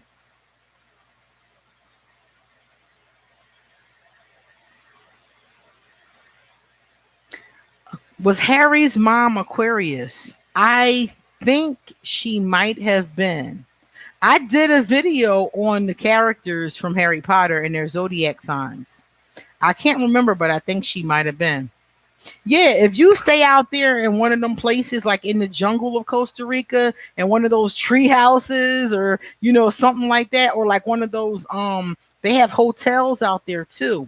And if you fuck around and leave your window open, the monkeys will come into your place and steal your food. They always tell you in them little places, lock your windows, lock your doors, because the monkeys will rob you, basically. But all they really take is food. Sometimes they just come eat your food and leave. And you'll come back and it'll be trash everywhere. The monkeys done trashed your place. Yeah. The monkeys are a mess here. But in Costa Rica, they just kind of let them wander around. They steal iPhones. Oh my God. Yeah, they're thieves, man. They steal anything. They mostly steal your food, but they'll take anything. They're very natural here, Jordan, but they have a lot of pesticides. That's the problem, is the pesticides. Because Costa Rica has a lot of bugs. Oh my God, the bugs are crazy here. Now, where I'm at, I don't have a problem with bugs, but if you go out in the wood areas or the jungle areas, you'll see scorpions, you'll see snakes, you'll see all kind of bugs and all kind of animals and stuff. It's a great country. They don't believe in war. It's a great place to be. It's just the fact that it depends on your personality. A lot of Americans come here and end up leaving because they can't deal with the fact that there are so many bugs in those, far off places. And they also can't deal with the fact that Costa Rica is not like the United States. It moves very slow paced. It's kind of like the country, it's very slow paced, and a lot of Americans are used to instant gratification, and if you can't get past that, you'll be miserable here. So a lot of people come, they think they want to live here until they don't get what they want, or they don't get what they want fast enough, and then they go back to the States.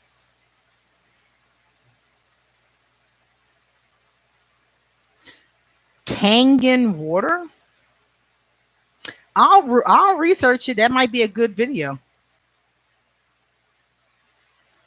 Now, Panama, I've been to Panama too. And Panama was it was fun. They had good food in Panama. I like Panama. Panama was cool. Panama was cool. It's a very it's different from Costa Rica because it has a lot more rich people there. So there's a lot more luxury stuff like Louis Vuitton and stuff like that. We have a little bit of that here, but Panama has a lot more. Panama was cool. Panama was hot as hell, though, I'll tell you that. Panama is 20 degrees hotter than Costa Rica. I was so hot in Panama, and I've been there like 3 or 4 times. It was hot. Not really, Star. Star, I live off of the same budget that I lived off of in Philadelphia.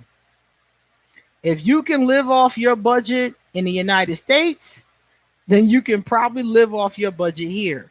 It really does depend on how you live. Like if you live in a little shack in the if you live in a little small place out in the jungle, you're not gonna be paying nothing. But you could be living in a penthouse for $4,000 a month. It depends on how you want to live, really. Like my little place here, they have places here between 900 and 1,500 a month. It really depends on how you want to live. Colombia is beautiful. Beautiful. It's beautiful, kind of like Costa Rica. Lush, lavish. It's a beautiful country. That's a beautiful country. I've been to Colombia several times. I really enjoyed Medellin and Cartagena. I went one time. I had fun there too. I really enjoyed it. Medellin is like a city. It's real city. Cartagena is a beach. So if you want to go to the beach, go to Cartagena. If you want to live in a city area, then that's cooler, is much less heat, then Medellin is cool. Medellin is my favorite. I've been there twice and Cartagena just once.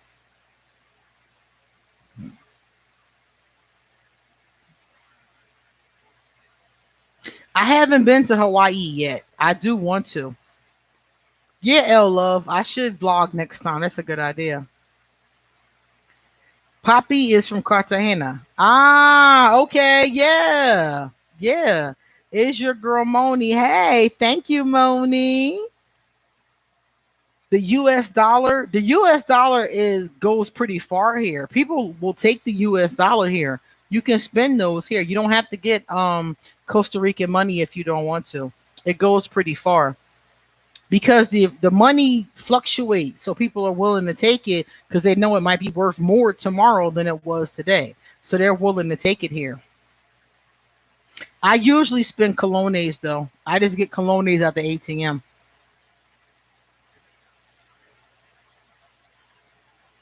But a lot of people will take American money. You can spend 20s or 10s or whatever. A lot of people will take that if you have it. They don't care, either colones or US dollars. Hawaii, I really do think is beautiful. I have never been there, but I have a friend who moved to Hawaii. She moved her family to Hawaii and she really likes it there. I don't know much about it because I haven't visited her yet, but she told me that it's really beautiful. I heard Hawaii was expensive as far as tourists are concerned. So I don't know much more about it, but I did hear from her that it's beautiful. She loves it. She said it's a beautiful place. All right, guys, it is time for me to get going. I'm gonna go pass out. I'm gonna drink the rest of my drink, eat the rest of my chicken, and pass out. How can astrology predict the sex drive? Oh, yeah. Astrology does tell you what's likely for a person's sex drive, but each individual's person's their particular situation is going to play into that. So tell your friend, don't expect him to be vanilla. Talk to him and ask him and see. Oh, Kananga water is Yangling oil. It's like Florida water. Got it. Yeah, I've used a lot of Florida water. So that kind of water is made with Yangling oil. Okay, got it. I don't know because it's always different for people. I would just tell her to have an experience with him, spend the night with him, and see if he's any good. That's an easy one. When she's ready to be intimate with him, spend the night with him. If he's good, keep him. If he's not good, kick him out. I done, man, look, you come over here playing with me if you want to. You get kicked out of here in a heartbeat. Thank you, Monet. I will, Jim. I will. Thanks, Star. Yeah, man. Look here. You come over here not having look. You come over here not knowing how to have sex if you want to. You gonna get kicked out. I'll kick you out in a heartbeat. I done kick people out many a time. Seriously. Thank you, goddess. Thank you so much. Is your girl Moni? Do Aquarius backtrack? You mean with lovers? Sometimes, yeah. Depends on the Aquarius. She's vanilla too. She's probably scared the sex isn't going to be good. I would tell her just experience it when she's ready. If it's not good, move on.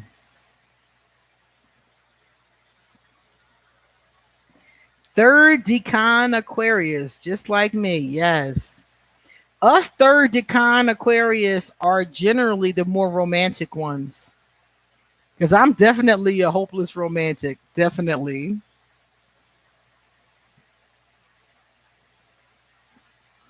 Thank you so much, Danielle. Yeah, I will. Yo, I've kicked people out before. It's real rap. I have. I was with this woman one time, and I I put her ass right the fuck out, straight up. because we were doing what we were doing what we were doing, okay? She did me and then wanted me to do her, okay? Which normally isn't a problem. But when I went to touch her in her nether regions, my hand damn near fell in. My whole body damn near fell the fuck in. And I was like, yeah, so you gotta go home. I was done. I was done. I was like, you gotta go home, boo boo. And that was it. Yeah, the third decan is ruled by Venus. Exactly. Venus is the planet of love. Okay.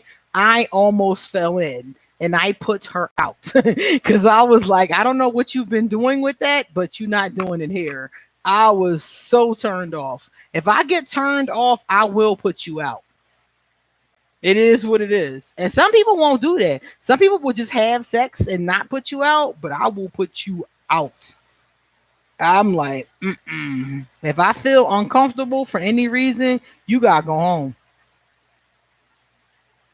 I put her ass the fuck out. She was mad at me, y'all. She cussed me the fuck out. Do you hear me? She hit me up on the phone, and it was some kind of message. She left it on my phone or on something.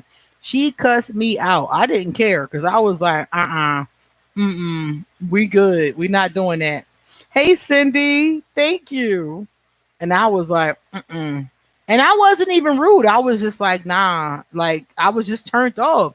And she got very angry. She was pissed. She was so pissed at me. And I was just like, nah. And I never like she kept asking me why, what's wrong, like, that kind of thing.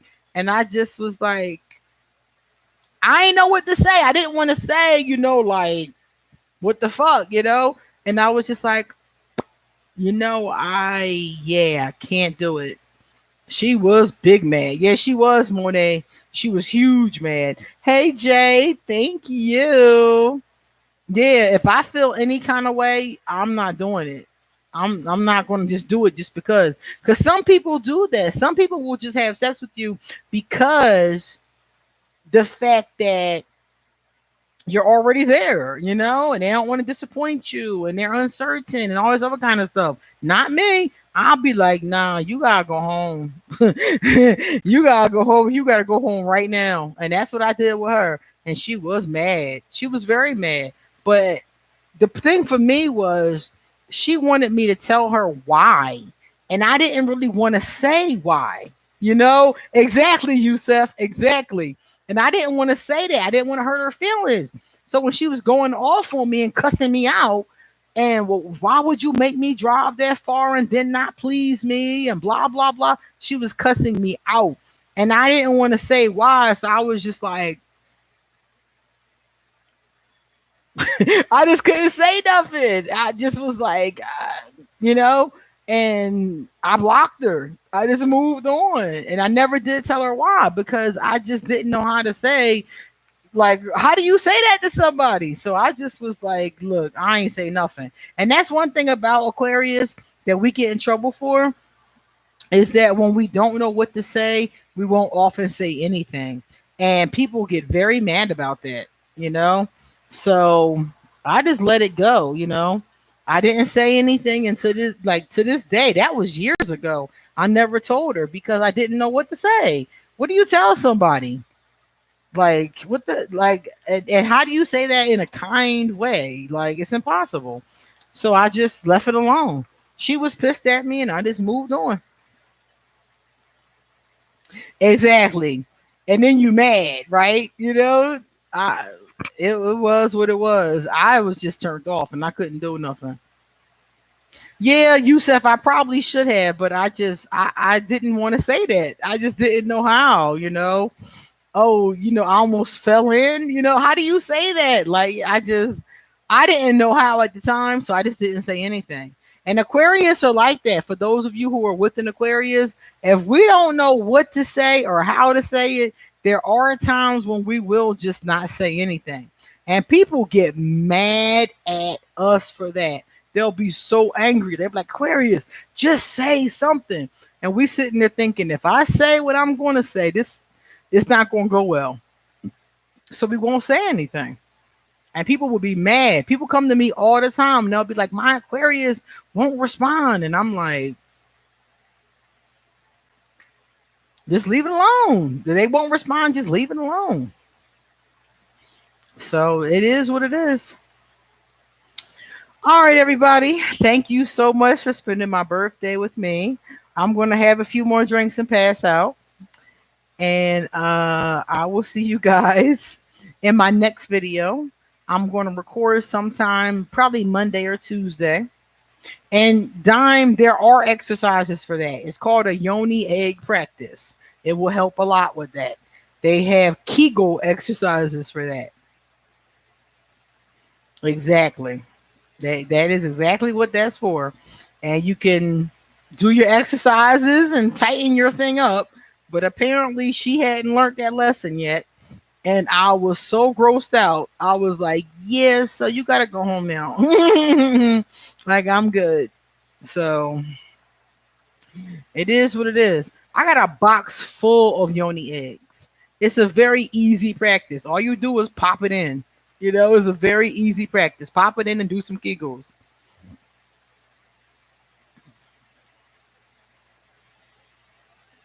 That's what I should have did. I should have sent her a yoni egg. Yeah, right. I got my fries and my chicken right here on the floor waiting for me. Yes, I do, with some hot sauce. So, oh, that's the other thing I got to tell y'all before I leave. Look, y'all. This is my bear with her little high heels on. Ain't she cute? And she got her skirt on. She's my Gryffindor bear. Now, listen. I need one of y'all to come up with a name for my bear. That's what I've been waiting for.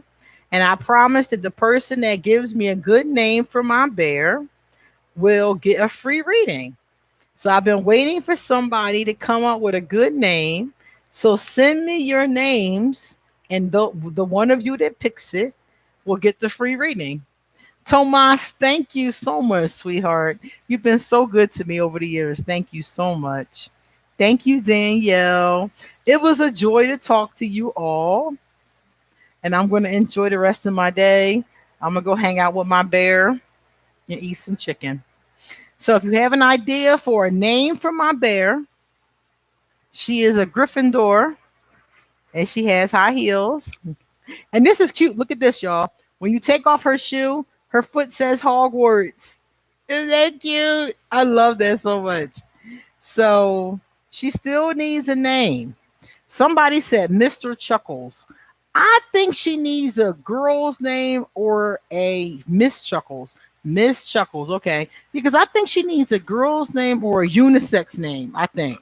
Because I love this skirt.